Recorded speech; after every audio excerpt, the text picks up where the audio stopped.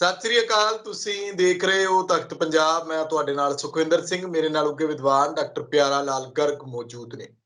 ਅੱਜ ਅਸੀਂ ਗੱਲਬਾਤ ਕਰਾਂਗੇ ਉਸ ਬਦਲੇ ਹੋਏ ਸਿਆਸੀ ਨਿਜ਼ਾਮ ਦੇ ਉੱਪਰ, ਬਦਲੇ ਹੋਏ ਸਿਆਸੀ ਹਾਲਾਤ ਦੇ ਉੱਪਰ, ਜਿਸ ਤੇ ਲਗਾਤਾਰ ਕਿਸਾਨਾਂ ਦੇ ਕਹਿ ਲਓ ਕਿ ਮੋਢੇ ਉੱਤੇ ਰੱਖ ਕੇ ਚਰਚਾਵਾਂ ਚੱਲ ਰਹੀਆਂ ਨੇ ਕਿ ਕਿਸਾਨ ਸਿਆਸੀ ਤਵਾਰੀਖ ਨੂੰ ਬਦਲਣ ਦੇ ਵਿੱਚ ਆਪਣਾ ਯੋਗਦਾਨ ਪਾਉਣ। ਕਿਸਾਨਾਂ ਦੇ ਵੱਡੇ ਆਗੂ ਬਲਬੀਰ ਸਿੰਘ ਰਾਜੇਵਾਲ ਨੂੰ ਜਦੋਂ ਇਹ ਸਵਾਲ ਹੁੰਦਾ ਹੈ ਕਿ ਕੀ ਤੁਸੀਂ ਸਿਆਸੀ ਪੈਂਤੜਾ ਲਓਗੇ, ਤਾਂ ਉਹ ਕਹਿੰਦੇ ਨੇ ਕਿ ਜਦੋਂ ਅਸੀਂ ਆਜ਼ਾਦੀ ਦੇ ਸੰਘਰਸ਼ ਨੂੰ ਦੇਖਦੇ ਹਾਂ, ਜਦੋਂ ਅਸੀਂ ਆਜ਼ਾਦੀ ਘੁਲਾਟੀਆਂ ਨੂੰ ਦੇਖਦੇ ਹਾਂ, ਜਦੋਂ ਅਸੀਂ ਦੇਖਦੇ ਹਾਂ ਕਿ ਮੌਜੂਦਾ ਹਾਲਾਤ ਦੇ ਵਿੱਚ ਸਿਸਟਮ ਦੇ ਨਾਲ ਟੱਕਰ ਲੈ ਕੇ, ਸਿਸਟਮ ਦੇ ਵਿੱਚ ਰਹਿ ਕੇ ਸਿਸਟਮ ਨੂੰ ਕਿਸ ਤਰ੍ਹਾਂ ਚੁਣੌਤੀ ਦਿੱਤੀ ਜਾ ਸਕਦੀ ਹੈ, ਤਾਂ ਉੱਥੇ ਸਾਡੇ ਲੋਕਾਂ ਦੇ ਵੀ ਕੁਝ ਫਰਜ਼ ਬਣਦੇ ਨੇ। ਜਦੋਂ ਅਸੀਂ ਸਿਆਸਤ ਨੂੰ ਬਦਲਣ ਦੀ ਗੱਲ ਕਹਿੰਦੇ ਆ, ਜਦੋਂ ਅਸੀਂ ਕਹਿੰਦੇ ਆ ਕਿ ਸਾਨੂੰ ਜਿਹੜਾ ਇਸ ਸਿਸਟਮ 'ਚ ਸੁਧਾਰ ਚਾਹੀਦਾ, ਤਾਂ ਕਿਤੇ ਨਾ ਕਿਤੇ ਉਂਗਲ ਸਾਡੇ ਵੱਲ ਵੀ ਉੱਠਦੀ ਹੈ ਕਿ ਅਸੀਂ ਉਸ ਸਿਸਟਮ ਨੂੰ ਚੁਣਨਾ ਕਿੱਦਾਂ।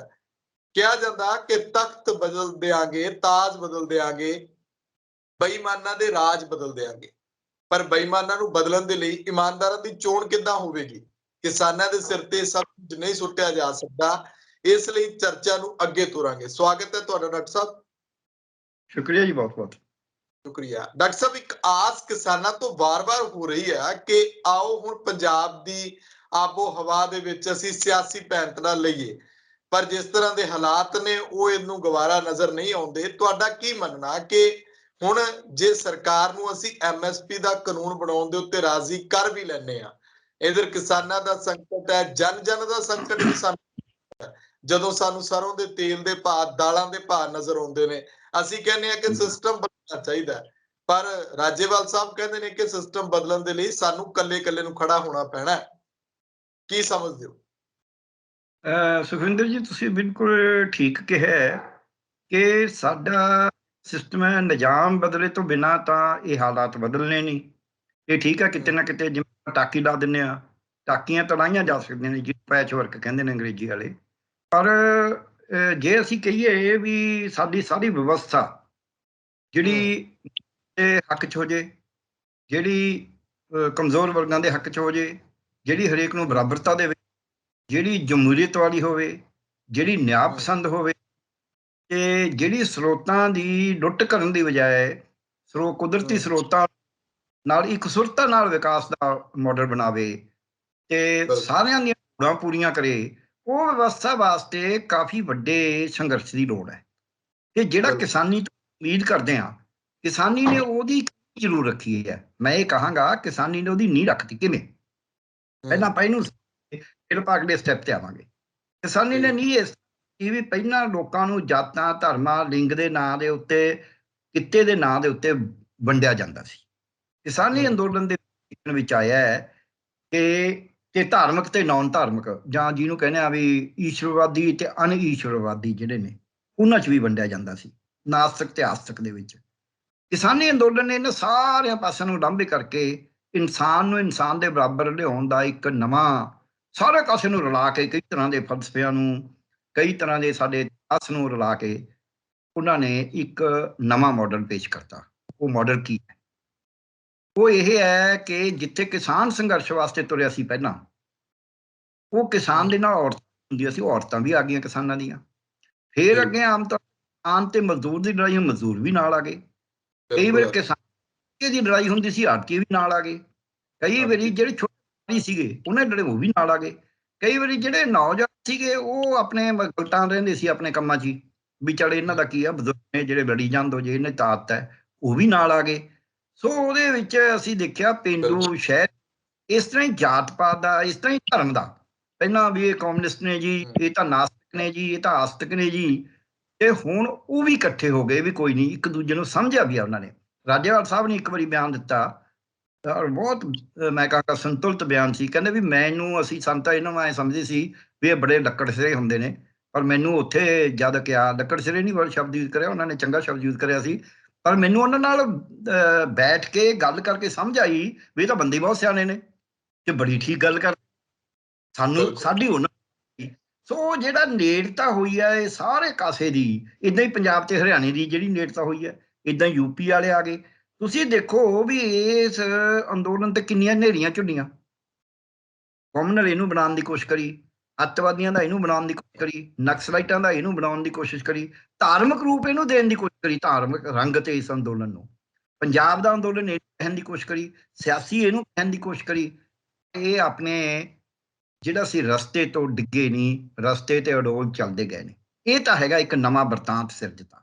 ਔਰ ਉਸ ਬਿਰਤਾਂਤ ਜਿਹੜੀ ਤੁਸੀਂ ਕਹਿੰਦੇ ਹੋ ਵਿਵਸਥਾ ਬਦਲਣ ਦੀ ਵੀ ਗੱਲ ਕਰੀ ਹੈ ਇਹਨਾਂ ਨੇ, ਉਹ ਠੀਕ ਹੈ, ਉਹਦੇ ਵਾਸਤੇ ਬਹੁਤ ਟਾਈਮ ਲੱਗਦਾ। ਇੱਕ ਬੀਜ ਨੂੰ ਬੀਜਿਆ ਆਪਾਂ ਪੇੜ ਬੰਦੇ ਤਾਂ ਟਾਈਮ ਹੀ ਲੱਗਦਾ। ਸੋ ਉਹਦੇ ਵਿੱਚ ਇਹ ਵਿਵਸਥਾ ਬਦਲਣ ਦੀ ਗੱਲ ਇਸ ਲੈਵਲ ਤੇ ਕਰਤੀ ਇਹਨਾਂ ਨੇ, ਜਿਹੜੀ ਪਹਿਲਾਂ ਹੁਣ ਪਿਛਲੇ 30 ਸਾਲ ਤੋਂ ਸਿਆਸੀ ਪਾਰਟੀਆਂ ਨੇ ਛੱਡ ਦਿੱਤੀ ਸੀ। ਉਹ ਇਹ ਕਹਿ ਦਿੱਤਾ ਕਿ ਅਸੀਂ ਕਾਰਪੋਰੇਟਾਂ ਦੇ ਕੋਲੇ ਸਾਰਾ ਕੁਝ ਨਹੀਂ ਜਾਣ ਦੇਣਾ, ਅਸੀਂ ਹੁਣ ਅਡਾਨੀ ਨੂੰ ਆਪਦੀ ਜ਼ਮੀਨ ਨਹੀਂ ਲੈਣ ਦੇਣੀ। ਇਹ ਕਾਰਪੋਰੇਟ ਦੇਸੀ ਤੇ ਵਿਦੇਸ਼ੀ ਦੇ ਖਿਲਾਫ ਇੱਕ ਵੱਡਾ ਸੰਘਰਸ਼ ਵਿੱਢਤਾ ਤਾਂ ਹੁਣ ਬੱਚੇ ਦੀ ਜ਼ਬਾਨ ਤੇ ਹੈ। ਔਰਤਾਂ ਬੱਚੇ ਕਹਿ ਰਹੇ ਨੇ ਵੀ ਇਹਨਾਂ ਨੂੰ ਕਿਵੇਂ ਦੇ ਦਾਂਗੇ ਜ਼ਮੀਨਾਂ। ਇੱਕ ਤਾਂ ਇਹ ਗੱਲ ਆ ਗਈ। ਦੂਜਾ, ਉਹਨਾਂ ਨੂੰ ਆਪਦਾ ਦਲੀਲ ਦੇਣ ਦਾ ਉਹਨਾਂ ਦੇ ਮੂੰਹ 'ਚ ਜ਼ਬਾਨ ਪਾਤੀ। ਮੈਂ ਆਪ ਛੋਟੇ 15 16 ਸਾਲ ਦੇ ਲੜਕੇ ਨੂੰ ਕਹਿੰਦੇ ਸੁਣਿਆ, ਲੈ ਐਂ ਤਾਂ ਇਹ ਕਹਿ ਦੇਣਗੇ ਤੁਹਾਡੀਆਂ ਬੱਚਿਆਂ ਦਾ ਤਾਂ ਰੰਗ ਬਦਰੰਗ ਹੈ, ਇਹ ਸਾਡਾ ਖਰੀਦ ਨਹੀਂ ਜਿਹੜੇ ਕਾਨੂੰਨ ਬਣਾਤੇ ਇਹਨਾਂ ਨਾਲ ਤਾਂ ਹੈ। ਇਹ ਕਹਿਣਗੇ ਤੁਹਾਡਾ ਤਾਂ ਟਮਾਟਰ ਦਾ ਬੀਜ ਹੀ ਮੋਟਾ ਹੈ, ਸਾਡੀ ਤਾਂ ਚਟਨੀ ਵੀ ਬਣਦੀ, ਤੁਹਾਡੀ ਤਾਂ ਕਣਕ ਦੇ ਵਿੱਚ ਸਿੱਲ ਜਾ। ਜਾਣੀ ਕਿ ਮੈਂ ਉਹਨਾਂ ਨੂੰ ਕਹਿੰਦੇ ਸੁਣਿਆ ਆਪ। ਇਸੇ ਤਰ੍ਹਾਂ ਹੀ ਇਸ ਅੰਦੋਲਨ ਨੇ ਇੱਕ ਹੋਰ ਕਿਸਾਨਾਂ ਨੂੰ ਵੱਡੀ ਚੇਤਨਾ ਦੇਤੀ, ਜਿਹਨੂੰ ਇਹ ਸੀ ਕਿ ਭਾਅ ਜਿਹੜਾ ਤੁਸੀਂ ਗੱਲ ਕਰੀਏ ਨਾ, ਭਾਅ ਚੜ੍ਹਦੇ, ਉਹ ਭਾਅ ਚੜ੍ਹਨ ਦੀ ਗੱਲ ਕਿਸਾਨਾਂ ਨੇ ਸਭ ਤੋਂ ਪਹਿਲਾਂ ਚੁੱਕੀ ਹੈ ਹੋਰ ਤਰੀਕੇ ਨਾਲ। ਉਹਨਾਂ ਨੇ ਕਿਹਾ ਵੀ ਜਿਹੜਾ ਜ਼ਰੂਰੀ ਵਸਤਾਂ ਦਾ ਕਾਨੂੰਨ ਹੈ ਇਹ ਤਾਂ ਅਸਮਾਨੀ ਭਾਅ ਚੜਾ ਦੇਗਾ। ਇਹ ਤਾਂ ਭਾਅ ਨੂੰ ਰੋਕਣ ਵਾਸਤੇ ਸੀ, ਕਿਉਂਕਿ ਉਹਦੇ ਤੇਲ ਵੀ ਆ ਗਏ, ਉਹ 'ਚ ਖਲ ਵੀ ਆ ਗਈ, ਉਹਦੇ 'ਚ ਕਪਾਹ ਵੀ ਆ ਗਈ, ਉਹਦੇ 'ਚ ਰੂੰ ਵੀ ਆ ਗਈ, ਵੜੇਵੇਂ ਵੀ ਆ ਗਏ, ਕਣਕ ਵੀ ਆ ਗਈ, ਚੌਲ ਵੀ ਆ ਗਏ, ਬਾਜਰਾ, ਜਵਾਰ, ਮੱਕੀ, ਦੁੱਧ, ਮੱਛੀ, ਮੀਟ, ਅੰਡੇ, ਸਭ ਕੁਝ ਆ ਗਿਆ ਉਹਦੇ 'ਚ। ਹਰ ਸਾਲ ਕਹਿੰਦੇ ਤੁਸੀਂ ਦੁੱਗਣਾ ਭਾਅ ਕਰ ਦਿਓ ਗਿੰਨੀਆਂ ਵਸਤਾਂ ਦਾ, ਤੇ ਸੁੱਕੀਆਂ ਦਾ 1.5 ਗੁਣਾ ਕਰ ਦਿਓ ਪਿਛਲੇ ਸਾਲ ਨਾਲੋਂ। ਇਹ ਤਾਂ ਲੋਕਾਂ ਨੂੰ 3 ਸਾਲਾਂ 'ਚ ਆਟਾ 100 ਰੁਪਏ ਕਿਲੋ ਹੋ ਜਾਊਗਾ, ਖਾਊਗਾ ਕਿਵੇਂ? ਸੋ ਇਹ ਵੀ ਇੱਕ ਵੱਡਾ ਮੁੱਦਾ ਕਰ ਦਿੱਤਾ ਵੀ ਐਂ ਤਾਂ ਭਾਅ ਹੀ ਚੜੀ ਜਾਣਗੇ। ਸੋ ਜਿਹੜਾ ਜ਼ਰੂਰੀ ਵਸਤਾਂ ਦੇ ਕਾਨੂੰਨ ਨੂੰ ਜ਼ਿਆਦਾ ਸ਼ਿੱਦਤ ਨਾਲ ਕਿਸਾਨੀ ਨੇ ਲਿਆ ਵੀ ਲੋਕਾਂ ਦੀ ਰੋਟੀ ਖੋਹੀ ਜਾਏਗੀ ਇਹ ਤਾਂ। ਸੋ ਇਹ ਵੀ ਇੱਕ ਉਹ ਵਿਵਸਥਾ ਬਦਲਣ ਵਾਲੀ ਗੱਲ ਵੀ ਭਾਵਾਂ ਦੇ ਉੱਤੇ। ਬਾਕੀ ਉਹ ਕਹਿੰਦੇ ਨੇ ਵੀ ਭਾਅ ਵੱਧ ਗਏ ਜੀ, ਇਹ ਪੈਟਰੋਲ ਮਹਿੰਗਾ ਹੋ ਗਿਆ ਜੀ, ਸਰੋਂ ਦਾ ਤੇਲ ਮਹਿੰਗਾ ਹੋ ਗਿਆ। ਓਵਰਆਲ ਭਾਵਾਂ ਤੇ ਬਹੁਤੇ ਗੱਲ, ਕਿਉਂਕਿ ਜਿਹੜੇ ਗੱਲ ਕਰਨ ਵਾਲੇ ਨੇ ਉਹਨਾਂ ਤੋਂ ਮਹਿੰਗਾਈ ਭੱਤਾ ਮਿਲ ਜਾਂਦਾ, ਉਹਨਾਂ ਤੋਂ ਤਨਖਾਹ ਮਿਲ ਜਾਂਦੀ ਹੈ। ਹੁਣ ਜਿਹੜੇ ਹੈਗੇ ਨੇ ਕੁਛ ਉਹ ਲੋਕ ਜਿਹੜੇ ਪ੍ਰਾਈਵੇਟ ਨੌਕਰੀਆਂ ਕਰਦੇ ਨੇ ਜਾਂ ਰੁਜ਼ਗਾਰ ਲਿਆ ਹੋਇਆ ਜਾਂ ਆਪਦਾ ਕਰਦੇ ਨੇ, ਉਹਨਾਂ ਨੂੰ ਇਹ ਭਾਅ ਤੰਗ ਕਰਦੇ ਨੇ, ਕਿਉਂਕਿ ਜਿਹੜਾ ਤਾਂ ਆਪਦਾ ਰੁਜ਼ਗਾਰ ਕਰਦਾ ਉਹਦਾ ਕੱਚਾ ਮਾਲ ਮਹਿੰਗਾ ਹੋ ਜਾਂਦਾ ਤੇ ਉਹਦਾ ਪ੍ਰੋਫਿਟ ਘਟ ਜਾਂਦਾ। ਜਿਹੜਾ ਕਿਤੇ ਲੱਗਿਆ ਹੋਇਆ, ਚਾਹੇ ਉਹ ਕਿਸੇ ਆੜ੍ਹਤੀਏ ਦੇ ਲੱਗਿਆ, ਚਾਹੇ ਕਿਸੇ ਵਪਾਰੀ ਦੇ ਲੱਗਿਆ, ਚਾਹੇ ਕਿਸੇ ਦੁਕਾਨ ਤੇ ਲੱਗਿਆ, ਚਾਹੇ ਕਿਸੇ ਹੋਟਲ ਤੇ ਲੱਗਿਆ, ਉਹਦੀ ਜਿਹੜੀ ਹੈ ਜਿੰਨੇ ਕੁ ਪੈਸੇ ਮਿਲਦੇ, ਪੈਸੇ ਤਾਂ ਉਹਨੇ ਵੱਧਦੇ ਨਹੀਂ, ਭਾਅ ਵੱਧ ਜਾਂਦੇ ਨੇ। ਰਸੋਈ ਦਾ ਕੰਮ ਕੁੰਡਾ ਹੋ ਜਾਂਦਾ, ਰਸੋਈ 'ਚ ਰੋਟੀ ਨਹੀਂ ਰਹਿੰਦੀ। ਇਹ ਗੱਲ ਜਿਹੜੀ ਹੈ ਇਹ ਉਹਨਾਂ ਬੰਦਿਆਂ ਨੂੰ ਤਾਂ ਸਮਝ ਆਉਂਦੀ ਹੈ, ਪਰ ਕਿਸਾਨਾਂ ਨੂੰ ਸਭ ਤੋਂ ਵੱਡੀ ਸਮਝ ਆਈ ਸੀ ਵੀ ਇਹ ਤਾਂ ਐਂ ਭਾਅ ਵਧਾ ਦੇਣਗੇ। ਇਹ ਜਿਹੜਾ ਉਹਨਾਂ ਨੇ ਬਿਰਤਾਂਤ ਸਿਰਜਿਆ। ਤੀਜੀ ਗੱਲ ਇੱਕ ਹੋਰ ਜਿਹੜੀ ਉਹਨਾਂ ਨੇ ਸਿਰਜੀ ਹੈ ਲੰਬੇ ਅੰਦੋਲਨ ਦੀ, ਜਿਹੜੀ ਕਹਿੰਦੇ ਆਪਾਂ ਕਈ ਵਾਰ ਆਪਾਂ ਉਹਨੂੰ ਜੇ ਦੇਖਾਂਗੇ ਨਹੀਂ, ਜਿਹੜਾ ਬੰਦੇ ਨੂੰ ਇਹ ਪਤਾ ਨਹੀਂ ਵੀ ਧਰਤੀ 'ਚ ਬੀਜ ਬੀਜਿਆ ਹੋਇਆ, ਉਹਨੂੰ ਮਧੋਲ ਕੇ ਲੰਘ ਜਾਂਦਾ।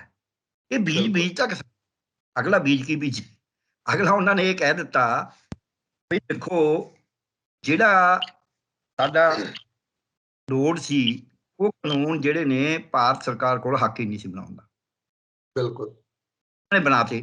ਸੋ ਉਗਰਾਹਾਂ ਸਾਹਿਬ ਕਹਿੰਦੇ ਨੇ ਵੀ ਇਹ ਖੋਖਾ ਨਹੀਂ ਅਸੀਂ ਚੱਲਣਾ। ਉਹ ਕਹਿੰਦੇ ਖੋਖਾ ਰਹਿਣ ਦਿਓ, ਬਦਲਾਅ ਭਾਵੇਂ ਅੰਦਰੋਂ ਸਾਰਾ ਕੁਝ ਲਓ, ਪਰ ਅਸੀਂ ਕਹਿੰਦਾ ਗਲਤ ਤਾਂ ਖੋਖੇ ਦਾ।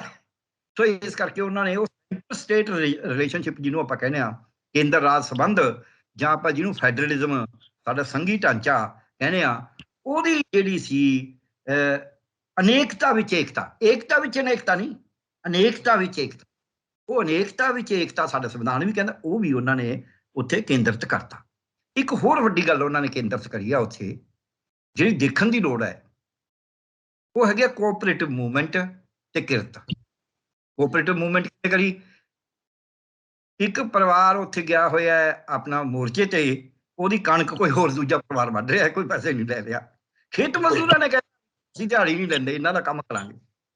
ਇਸੇ ਤਰ੍ਹਾਂ ਹੀ ਵਾਰੀਆਂ ਬੰਨ ਲੀਆਂ ਵੀ ਚੱਲ 10 ਬੰਦੇ ਹੁਣ ਜਾਣਗੇ, 10 ਹੁਣ ਜਾਣਗੇ, ਫਿਰ ਸਾਂਝੇ ਟਰੈਕਟਰ ਇਕੱਠੇ ਕਰਕੇ ਦੂਜੇ ਦੀ ਜ਼ਮੀਨ ਵਾਹ ਦਿਓ। ਇਹ ਮਤਲਬ ਕੋਆਪਰੇਟਿਵ, ਜਿਹੜੀ ਇੱਕ ਦੂਜੇ ਦਾ ਸਿਰ ਵੱਢਵੇਂ ਵੈਰ ਹੋ ਗਈ ਸੀ, ਉਹ ਵੈਰ ਖਤਮ ਹੋ ਗਈ। ਇੱਕੋ ਟਰਾਲੀ 'ਚ ਉੱਥੇ ਦਲਿਤ ਵੀ ਸੁੱਤਾ ਪਿਆ, ਨੌਨ ਦਲਿਤ ਵੀ ਪਿਆ, ਉੱਥੇ ਬੈਠ ਕੇ ਉਹ ਭੋਜਨ ਚੱਕ ਰਹੇ ਨੇ। ਫਿਰ ਇਹ ਕਿਰਤ ਦਾ ਦਿੱਤਾ, ਫਿਰ ਲੰਗਰ ਦਾ। ਸਾਂਝੀਵਾਲਤਾ ਤੇ ਕਿਰਤ ਦਾ ਇਹ ਸਿਧਾਂਤ ਦੇ ਨਾਲ ਨਾਲ ਲੰਗਰ ਦਾ ਸਿਧਾਂਤ। ਕਿਰਤ ਬਿਲਕੁਲ। ਕਰੋ, ਜਪੋ, ਵੰਡ ਛਕੋ ਨੂੰ ਸੱਚੇ ਮੁੱਚੀ ਜੇ ਮੈਂ ਕਹਾਂਗਾ। ਨਾ ਮੈਂ ਕਿਸੇ ਮਤਲਬ ਗੁਰਦੁਆਰੇ ਨੂੰ ਉਸ ਰੂਪ ਦੇ ਵਿੱਚ ਰੂਪਮਾਨ ਕਰਦੇ ਦੇਖਿਆ ਹੈ, ਬਾਬਾ ਨਾਨਕ ਦੇ ਸਿਧਾਂਤ ਨੂੰ, ਤੇ ਨਾ ਮੈਂ ਉਸ ਰੂਪ ਚ ਗੁਰੂ ਗੋਬਿੰਦ ਸਿੰਘ ਜੀ ਦੇ ਸਿਧਾਂਤ ਨੂੰ ਜਬ ਬਾਣ ਲੱਗੇ ਤਵੇ ਰੋਸ ਜਾਗੇ ਨੂੰ ਕਰਦੇ ਦੇਖਿਆ। ਨਾ ਮੈਂ ਗੁਰੂ ਗੋਬਿੰਦ ਸਿੰਘ ਜੀ ਉਸ ਸਿਧਾਂਤ ਨੂੰ ਦੇਖਿਆ ਜਿੱਥੇ ਕਿਹਾ ਹੱਸ ਬੋਲੇ ਪ੍ਰਭੂ ਡੱਬੀ ਹੱਥ ਫੜਾਈ, ਪਾਣੀ ਦੇ ਨਾਲ ਮੱਧਮ ਵੀ ਰੱਖੀ, ਲੋੜ ਪੈ ਤਾਂ ਲਾਈ, ਵੀ ਦੁਸ਼ਮਣ ਨੂੰ ਵੀ ਮੱਧਮ ਲਾਉਣੀ ਹੈ। ਇਹ ਵੀ ਇਹਨਾਂ ਨੇ ਕਰਕੇ ਦਿਖਾਇਆ, ਪੁਰਸ਼ਾਂ ਨੂੰ ਵੀ ਖਾਣਾ ਖਵਾ ਰਹੇ ਨੇ। ਇਹ ਇੱਕ ਬਹੁਤ ਵੱਡੇ ਵਰਤਾਂਤ ਸਿਰਜੇ ਗਏ ਕਿ ਕਿਰਤ ਪ੍ਰਧਾਨ ਰਹੇਗੀ, ਤੁਸੀਂ ਕਿਰਤ ਨਹੀਂ ਹੋ ਸਕਦੇ, ਕਿਰਤ ਤੋਂ ਬਗੈਰ ਇਨਸਾਨ। ਲੰਗਰ ਦੀ ਪ੍ਰਥਾ ਉੱਥੇ ਏਡੀ ਵੱਡੀ ਕਾਇਮ ਰੱਖੀ ਹੈ। ਅੱਜ ਹੀ ਕੋਈ ਬੀਬੀ ਉੱਥੇ ਸੀਗੀ, ਉਹ ਬੋਲ ਰਹੀ ਸੀ, ਉਹ ਕਹਿੰਦੀ ਵੀ ਉੱਥੇ ਜਿਹੜੇ ਬਸਤੀਆਂ ਦੇ ਲੋਕ ਆ ਕੇ ਰਾਤ ਨੂੰ ਪਤਾ ਨਹੀਂ ਕਿੰਨੇ ਲੰਗਰ ਛਕਦੇ ਸੀ ਘਰ ਦੇ, ਹੁਣ ਤਾਂ ਰੋਟੀ ਮਿਲਣੀ ਸ਼ੁਰੂ ਹੋ ਗਈ, ਤਾਂ ਕਹਿੰਦੇ ਨੇ ਉੱਥੇ ਤੰਗ ਸੀਗੇ ਲੋਕ। ਸੋ ਇਸ ਨੇ ਇਹ ਵਰਤਾਂਤ ਤੇ ਸਿਰਜ ਇੱਕ ਹੋਰ ਵਰਤਾਂਤ ਸਿਰਜਤਾ, ਉਹ ਜਿਹੜਾ ਪੋਲੀਟੀਕਲ ਹੈ। ਇਹ ਸਾਰੇ ਵਰਤਾਂਤ ਆਰਥਿਕ ਤੇ ਸਮਾਜਿਕ ਨੇ ਜਿਹੜੇ ਮੈਂ ਕਹੇ ਨੇ। ਹੁਣ ਇੱਕ ਵਰਤਾਂਤ ਉਹਨਾਂ ਨੇ ਸਿਆਸੀ ਵੀ ਸਿਰਜਤਾ। ਸਿਆਸੀ ਵਰਤਾਂਤ ਉਹਨਾਂ ਨੇ ਇਹ ਸਿਰਜਤਾ ਕਿ ਉਹਨਾਂ ਨੇ ਪਾਰਲੀਮੈਂਟ ਪੈਰਲਲ ਬਣਾ ਕੇ ਤੇ ਵਿਪ ਜਾਰੀ ਕਰਕੇ ਵਿਰੋਧੀ ਪਾਰਟੀਆਂ ਨੂੰ ਕਹਿਤਾ ਵੀ ਤੁਸੀਂ ਹੁਣ ਇੱਥੇ ਨਾਅਰੇ ਲਾਓ ਸਾਡੇ ਹੱਕ 'ਚ।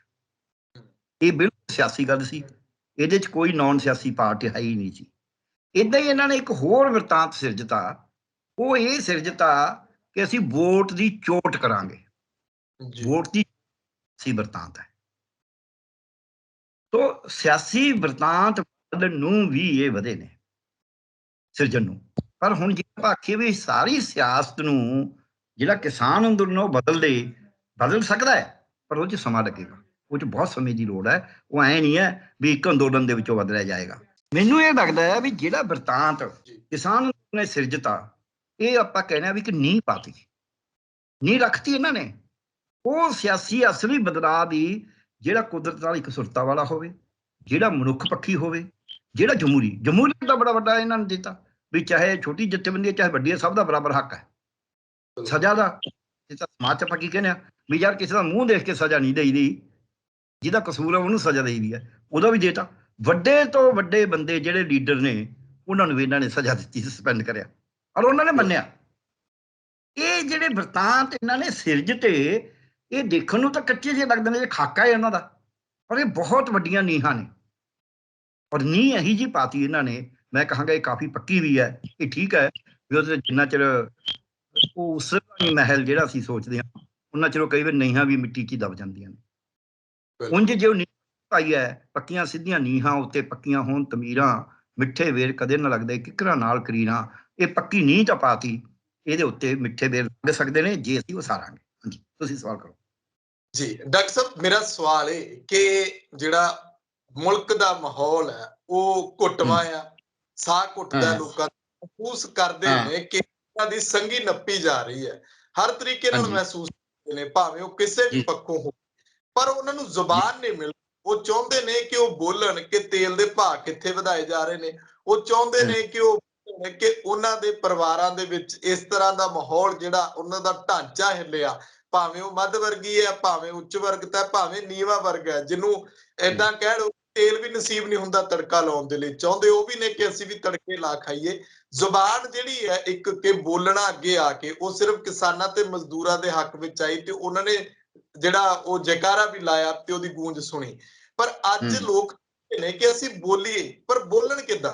ਤੁਹਾਡਾ ਕੀ ਮੰਨਣਾ ਹੈ ਕਿ ਇਸ ਸਿਆਸੀ ਨਿਜ਼ਾਮ ਦੇ ਖਿਲਾਫ ਮੈਦਾਨ ਖੁੱਲਾ ਆ, ਪਰ ਡਟਣਾ ਜਿਹੜਾ ਥੋੜਾ ਬਹੁਤਾ ਝਿਜਕ ਜਾਂਦੇ ਨੇ ਕਿ ਡਰ ਵੀ, ਇੱਕ ਭੈ ਵੀ ਸਤਾਉਂਦਾ ਹੈ ਕਿ ਜਿਹੋ ਦੀ ਸੱਤਾ ਆ, ਇਹਨਾਂ ਦਾ ਕੋਈ ਪਤਾ ਨਹੀਂ ਕਿੱਧਰੋਂ ਕਿਹੜਾ ਕਾਨੂੰਨ ਲਿਆ ਕੇ ਕਿਹਨੂੰ ਕਿਵੇਂ ਈਡੀ ਜਾਂ ਆਈਟੀ ਜਿਹੜਾ ਇਨਕਮ ਟੈਕਸ ਦੇ ਥਰੂ ਲਿਆ ਕੇ ਉਹਨੂੰ ਤੁੰਨ ਦੇਣ।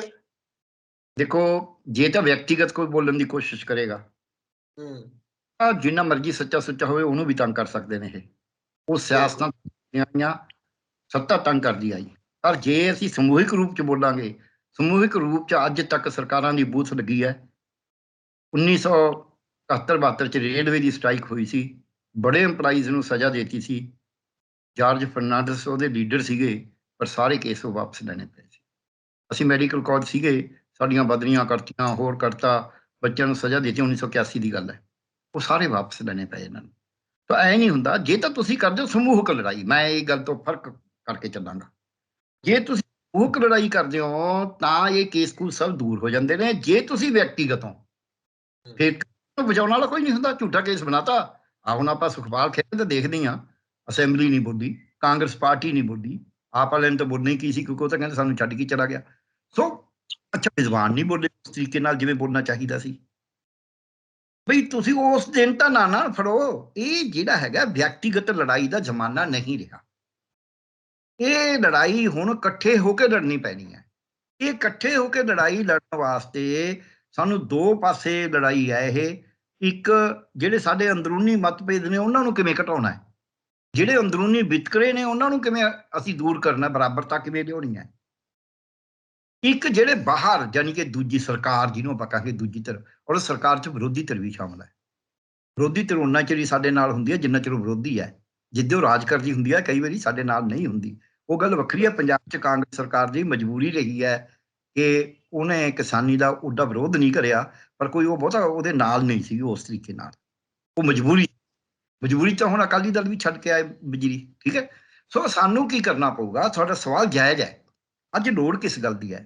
ਅੱਜ ਸਾਨੂੰ ਪਹਿਲਾਂ ਆਪਦੀ ਮਾਨਸਿਕਤਾ ਇਹ ਬਦਲਣੀ ਪਏਗੀ ਵੀ ਜੇ 117 ਬੰਦੇ ਵਧੀਆ ਚੁਣ ਕੇ ਵੀ ਤੁਸੀਂ ਭੇਜ ਦਿੰਦੇ ਹੋ ਅਸੈਂਬਲੀ ਦੇ ਵਿੱਚ, ਤਾਂ ਵੀ ਉਹ ਕੁਝ ਬਹੁਤਾ ਕਰ ਨਹੀਂ ਸਕਣਗੇ। ਆਪਾਂ ਆਪ 'ਚ ਜਿਹੜੇ ਚੁਣੇ 20 MLA ਜਿਹੜੇ ਛੱਡ ਕੇ ਵੀ ਗਏ ਨੇ, ਉਹ ਬੰਦੇ ਤਾਂ ਮਾੜੇ ਨਹੀਂ ਸੀ, ਬੰਦੇ ਤਾਂ ਉਹ ਚੰਗੇ ਸੀਗੇ, ਪਰ ਫਿਰ ਵੀ ਉਹ ਕਿੰਨੇ ਅੱਡੋ ਫੱਟੀ ਹੋਏ। ਹਾਲਾਂਕਿ ਅਜੇ ਵਿਰੋਧੀ ਧਿਰੀ ਸੀ ਤੇ ਕਈਆਂ ਦਾ ਉਦੋਂ ਲੰਬਾ ਤਜਰਬਾ ਵੀ ਸੀ। ਹੁਣ ਜੇ ਅਸੀਂ ਕਹੀਏ ਬਈ ਜਿਨ੍ਹਾਂ ਦਾ ਲੰਬਾ ਤਜਰਬਾ ਵੀ ਹੈ ਤੇ ਜਿਹੜੇ ਬੰਦੇ ਵੀ ਬੇਦਾਗ ਵੀ ਸੀਗੇ ਬਹੁਤੇ ਉਹਨਾਂ ਚੋਂ, ਪਰ ਉਹਨਾਂ ਨੇ MLA ਬਣ ਕੇ ਵੀ ਕੋਈ ਲੁੱਟ ਪੱਟ ਨਹੀਂ ਕਰੀ ਜਿਵੇਂ ਆਮ ਤੌਰ ਤੇ ਲੋਕ ਕਹਿੰਦੇ ਨੇ। ਫਿਰ ਉਹ ਕਿਉਂ ਇੰਨੇ ਫਿਰ ਉਹ ਕਿਉਂ ਨਹੀਂ ਲੋਕਾਂ ਨੂੰ ਲਗਾ ਸਕੇ? ਕਿਉਂਕਿ ਸਮਝ ਦੇ ਵਿੱਚ ਫਰਕ ਸੀ। ਸਮਝ ਇਹ ਸੀ ਵੀ ਲੀਡਰ ਹੀ ਲੋਕਾਂ ਨੂੰ ਜਗਾਏਗਾ, ਲੋਕ ਨਹੀਂ ਜਾਗਣੇ। ਲੀਡਰ ਲੋਕਾਂ ਦੇ ਕੰਮ ਕਰਾਏਗਾ। ਜਿੱਦੇ ਲੀਡਰ ਇੰਜਨ ਬਣ ਕੇ ਤੁਰ ਪਿਆ, ਵੀ ਜੇ ਇੰਜਨ ਰਹਿ ਗਿਆ ਤਾਂ ਡੱਬਿਆਂ ਨੇ ਚੱਲਣਾ ਹੀ ਨਹੀਂ, ਉਦੋਂ ਇੱਥੇ ਸਮਾਜ 'ਚ ਬਦਲਾਅ ਨਹੀਂ ਆ ਸਕਦਾ। ਕਿਉਂਕਿ ਇੰਨੇ ਇੰਜਨ ਕਿੱਥੋਂ ਲਿਆਓਗੇ ਤੁਸੀਂ? ਬਿਲਕੁਲ ਕਰਨਾ ਹੈ ਤੁਸੀਂ ਹਰੇਕ ਡੱਬੇ ਨੂੰ ਹੀ ਇੰਜਨ ਦੀ ਸ਼ਕਤੀ ਦਿਓ, ਫਿਰ ਚੱਲ ਪਏਗਾ। ਕਿਸਾਨਾਂ ਨੇ ਇਹੀ ਕਰਿਆ। ਬਿਲਕੁਲ ਜਿਹੜੀ ਮੇਰੀ ਸਮਝ ਹੈ ਮੋਟੀ ਜੀ, ਜਿੰਨਾ ਅਸੀਂ ਕੋਸ਼ਿਸ਼ ਕਰੀ ਹੈ ਪਿਛਲੇ, ਤੁਹਾਨੂੰ ਪਤਾ ਇੰਨੀ ਮੈਂ ਸਾਰੀ ਉਮਰ ਸਿਆਸਤ ਨੂੰ ਨੇੜਿਓਂ ਦੇਖਿਆ ਹੀ ਨਹੀਂ। ਵੋਟਾਂ ਪਵਾਉਣ ਚੋਂ ਬਹੁਤ ਕੁਛ, ਮਤਲਬ ਅਸੀਂ ਪੰਚਾਇਤਾਂ ਤੋਂ ਲੈ ਕੇ ਪਾਰਲੀਮੈਂਟ ਤੱਕ ਦੀਆਂ, ਲੋਕ ਸਭਾ ਤੱਕ ਦੀਆਂ ਵੋਟਾਂ ਦੇ ਵਿੱਚ ਅਸੀਂ ਹਿੱਸਾ ਲੈਂਦੇ ਰਹੇ ਕਿਸੇ ਨਾ ਕਿਸੇ ਰੂਪ 'ਚ, ਔਰ ਬਹੁਤ ਐਕਟਿਵ ਹੋ ਗਏ। ਤੇ ਉਹਦੇ ਵਿੱਚ ਅਸੀਂ ਦੇਖਿਆ ਵੀ ਜੇ ਤਾਂ ਤੁਸੀਂ ਲੋਕਾਂ ਦੀ ਤਾਕਤ ਪਿੱਛੇ ਖੜੀ ਹੈ, ਜੇ ਲੋਕ ਪਹਿਰਾ ਦਿੰਦੇ ਨੇ, ਤਾਂ ਮਾੜੇ ਬੰਦਿਆਂ ਨੂੰ ਵੀ ਚੰਗੇ ਕੰਮ ਕਰਨੇ ਪੈਂਦੇ ਨੇ। ਤੁਸੀਂ ਮੈਨੂੰ ਐਂ ਦੱਸੋ ਵੀ ਮੋਦੀ ਸਾਹਿਬ ਤੁਹਾਡੇ ਖਿਆਲ 'ਚ ਕਿਸਾਨਾਂ ਦੇ ਹੱਕ 'ਚ ਸੀਗੇ ਜਿਹੜਾ ਕਾਨੂੰਨ ਵਾਪਸ ਲਿਆ? ਕਾਨੂੰਨ ਤੇ ਮੋਦੀ ਸਾਹਿਬ ਨੂੰ ਲੱਗਿਆ ਮੇਰੀ ਕੁਰਸੀ ਗਈ ਯੂਪੀ ਵਾਲੀ, ਹਰ ਹੀਲਾ ਵਰਤ ਕੇ ਮੁੜ ਕੇ ਕਰਿਆ ਨਾ ਇਹ। ਏਦਾਂ ਹੀ ਜਿਹੜੇ ਚੰਗੇ ਬੰਦੇ ਵੀ ਜੇ ਹੋਣਗੇ, ਜੋ ਉਹਨਾਂ ਦੇ ਪਿੱਛੇ ਤਾਕਤ ਨਹੀਂ ਖੜੀ, ਉਹ ਮਾੜੇ ਹੋ ਸਕਦੇ ਨੇ, ਉਹ ਦਬਾ ਚੱਲ ਸਕਦੇ ਨੇ। ਆਪਾਂ ਇੱਕ ਉਦਾਹਰਨ ਦਿੰਦਾ ਇਸ ਗੱਲ ਦੀ, ਮੈਂ ਕਿਉਂ ਕਹਿਣਾ ਵੀ ਇਸ ਪਾਸੇ ਜਾਣਾ ਪਊ। ਮਾਨਯੋਗ ਸੁਪਰੀਮ ਕੋਰਟ ਨਾਲੋਂ ਤਾਂ ਤਕੜੀ ਸਾਡੇ ਕੋਈ ਸੰਸਥਾ ਨਹੀਂ ਹੈ। ਸੁਪਰੀਮ ਕੋਰਟ ਪਾਰਲੀਮੈਂਟ ਦੇ ਬਣੇ ਹੋਏ ਕਾਨੂੰਨ ਦੀ ਸਮੀਖਿਆ ਕਰਕੇ ਕਹਿ ਸਕਦੀ ਹੈ ਵੀ ਇਹ ਸੰਵਿਧਾਨ ਦੇ ਉਲਟ ਹੈ, ਪਰ ਉਹਨੂੰ ਰੱਦ ਕਰ ਸਕਦੀ ਹੈ। ਸੁਪਰੀਮ ਕੋਰਟ ਕਾਨੂੰਨ ਬਣਾ ਸਕਦੀ ਹੈ। ਸਾਡੇ ਦੋ ਹੀ ਸੰਸਥਾਵਾਂ ਨੇ ਜਿਹੜੀਆਂ ਕਾਨੂੰਨ ਬਣਾ ਸਕਦੀਆਂ ਨੇ, ਜਾਂ ਵਿਧਾਨ ਸਭਾਵਾਂ, ਵਿਧਾਨ ਪਾਲਿਕਾ ਜਿਹਨੂੰ ਆਪਾਂ ਕਹਿੰਦੇ ਆ, ਤੇ ਜਾਂ ਨਿਆਂਪਾਲਿਕਾ। ਕਾਰਜਪਾਲਿਕਾ ਕਾਨੂੰਨ ਨਹੀਂ ਬਣਾ ਸਕਦੀ। ਕਾਰਜਪਾਲਿਕਾ ਸਿਰਫ ਆਰਡੀਨੈਂਸ ਜਾਰੀ ਕਰ ਸਕਦੀ ਹੈ। ਸੋ ਇਹ ਜਿਹੜਾ ਤਾਕਤ ਹੈ ਕਾਨੂੰਨ ਬਣਾਉਣ ਦੀ ਤੇ ਕਾਨੂੰਨ ਰੱਦ ਕਰਨ ਦੀ ਵੀ ਉਹਨਾਂ ਕੋਲ ਹੀ ਹੈ। ਹੁਣ ਆਪਾਂ ਇੱਕ ਤਰੀਕੇ ਨਾਲ ਦੇਖਿਆ ਸੀ ਵੀ ਜਦ ਇਹ ਕਾਨੂੰਨ ਬਣੇ ਸੀ, ਇਕੱਲੇ ਪੰਜਾਬ ਨੇ ਤਾਂ ਕਿਹਾ ਸੀ ਅਸੀਂ ਰੱਦ ਕਰਦੇ ਹਾਂ ਅਸੈਂਬਲੀ ਨਾਲ, 115 ਇਕੱਠੇ ਹੋ ਗਏ ਸੀ। ਬਾਕੀ ਨੇ ਤਾਂ ਪਹਿਲਾਂ ਨਹੀਂ ਕਿਹਾ ਨਾ। ਕਾਂਗਰਸ ਦੀਆਂ ਸਰਕਾਰਾਂ ਵੀ ਸੀਗੀਆਂ, ਹੋਰ ਵਿਰੋਧੀ ਪਾਰਟੀਆਂ ਦੀਆਂ ਵੀ ਸੀਗੀਆਂ, ਪਹਿਲਾਂ ਨਹੀਂ ਉਹਨਾਂ ਨੇ ਕਿਹਾ ਵੀ ਅਸੀਂ ਇਹਨਾਂ ਕਾਨੂੰਨਾਂ ਨੂੰ ਰੱਦ ਕਰਦੇ ਹਾਂ।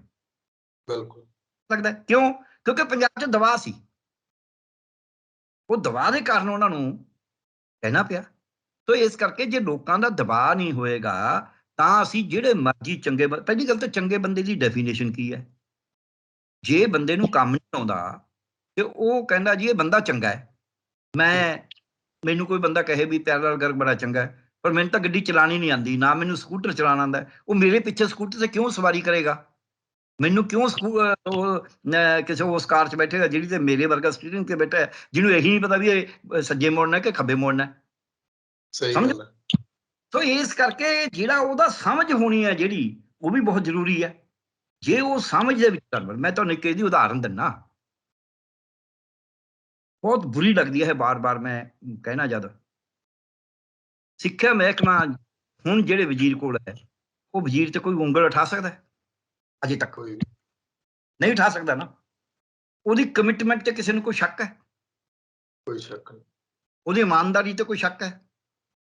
ਬਿਲਕੁਲ ਸਿਆਣਪ ਤੇ ਕੋਈ ਸ਼ੱਕ ਹੈ? ਬਿਲਕੁਲ ਉਹਦੇ ਕੇ ਮੱਥਾ ਲਾ ਲੈਣ ਨਾਲ ਕੋਈ ਸ਼ੱਕ ਹੈ? ਕੋਈ ਸ਼ੱਕ ਨਹੀਂ। ਔਰ ਮੇਰੇ ਕੋਲ ਬਹੁਤ ਸਾਰੇ ਬੰਦੇ ਇਸ ਤਰ੍ਹਾਂ ਦੇ ਆਏ, ਬੜੇ ਮੁਅੱਜ਼ਜ਼ ਬੰਦੇ, ਜਿਹੜੇ ਕਹਿੰਦੇ ਸੀ ਵੀ ਆਹ 5 ਬੰਦੇ ਆਪਾਂ ਬਣਾਉਣੇ ਨੇ, ਵੀ ਤੁਸੀਂ ਵੀ ਨਾਲ ਰਲੋ ਤੇ ਆਪਾਂ ਪੰਜਾਬ ਦਾ ਬਦਲਾਅ ਕਰਨਾ।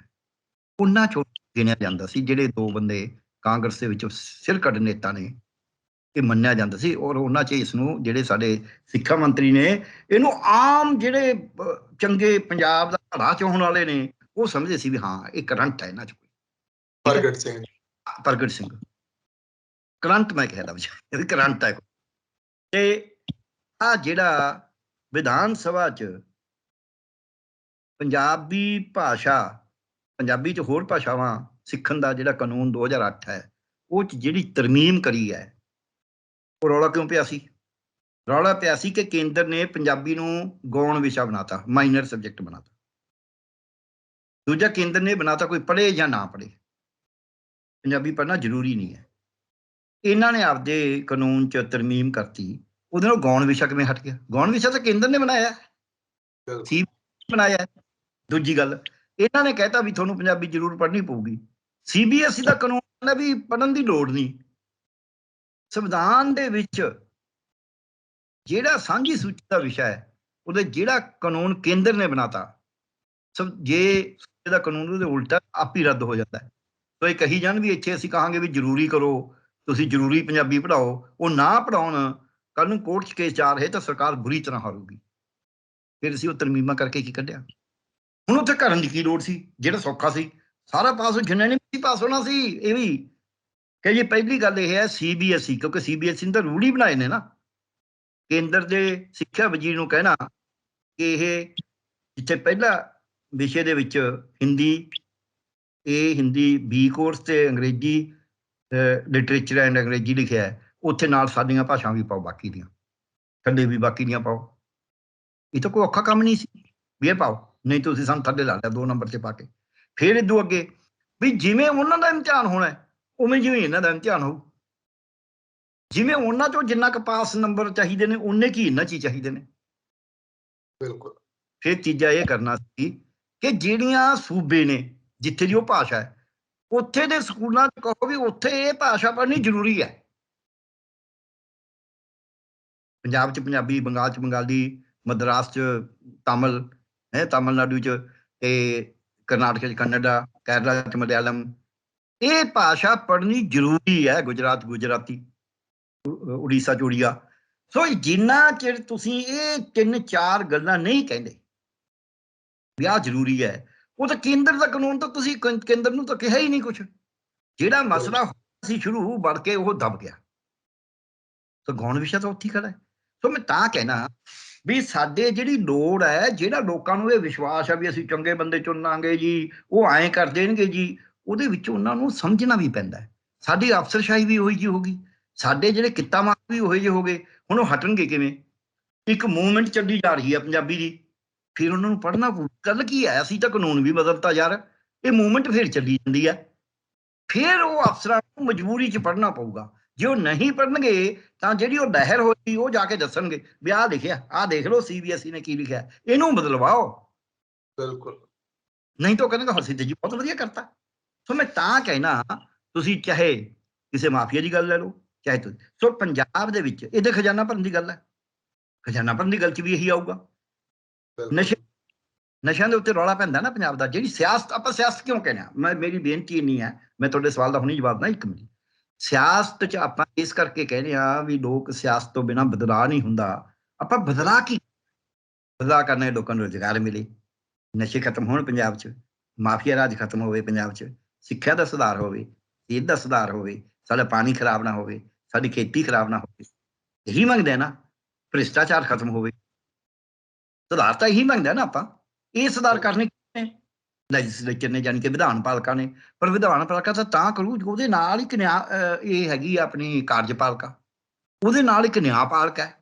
ਇਹ ਸਾਰੇ ਉਹਦੇ ਨਾਲ ਇੱਕ ਮਾਹਰ ਨੇ ਕਾਰਜਪਾਲਿਕਾ 'ਚ। ਗਾਹਾਂ ਕਾਰਜਪਾਲਿਕਾ ਦੇ 2 ਹਿੱਸੇ ਨੇ, ਇੱਕ ਮਾਹਰਾਂ ਦਾ ਹਿੱਸਾ ਹੈ, ਇੱਕ ਪ੍ਰਸ਼ਾਸਨਿਕ ਅਧਿਕਾਰੀਆਂ ਦਾ ਹਿੱਸਾ ਹੈ।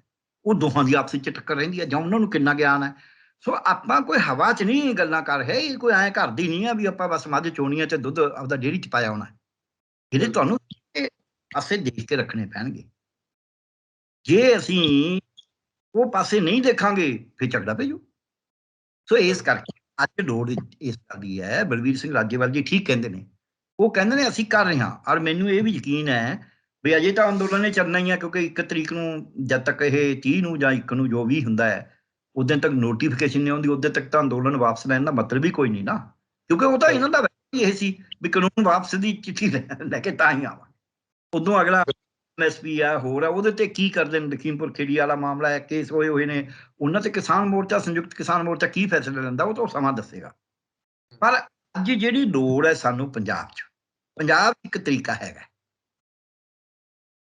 ਉਹ ਤਰੀਕਾ ਇਹ ਹੈ ਕਿ ਭਾਈ ਤੁਸੀਂ ਪਿੰਡਾਂ 'ਚ ਬਣਾ ਲਓ ਕਮੇਟੀਆਂ, ਉੱਥਾ ਕਰਕੇ, ਜਿਵੇਂ ਕਿਸਾਨੀ ਦਾ ਹੈ। ਤੁਸੀਂ ਉਹ ਇਹਨੂੰ ਭਾਵੇਂ ਕਿਸਾਨੀ ਕਮੇਟੀ ਕਹਿ ਲਓ, ਅੰਦੋਲਨ ਵੱਖਰਾ ਚੱਲੇ, ਬਿਲਕੁਲ ਕਿਸਾਨ ਮਜ਼ਦੂਰ ਕਮੇਟੀਆਂ ਕਹਿ ਲਓ, ਤੁਸੀਂ ਪਿੰਡ ਸੁਧਾਰ ਕਮੇਟੀਆਂ, ਜੋ ਮਰਜ਼ੀ ਕਹਿ ਲਓ, ਇੱਕ ਨਾਮ ਦੇ ਦਿਓ ਪੂਰੇ ਪੰਜਾਬ 'ਚ, ਠੀਕ ਹੈ।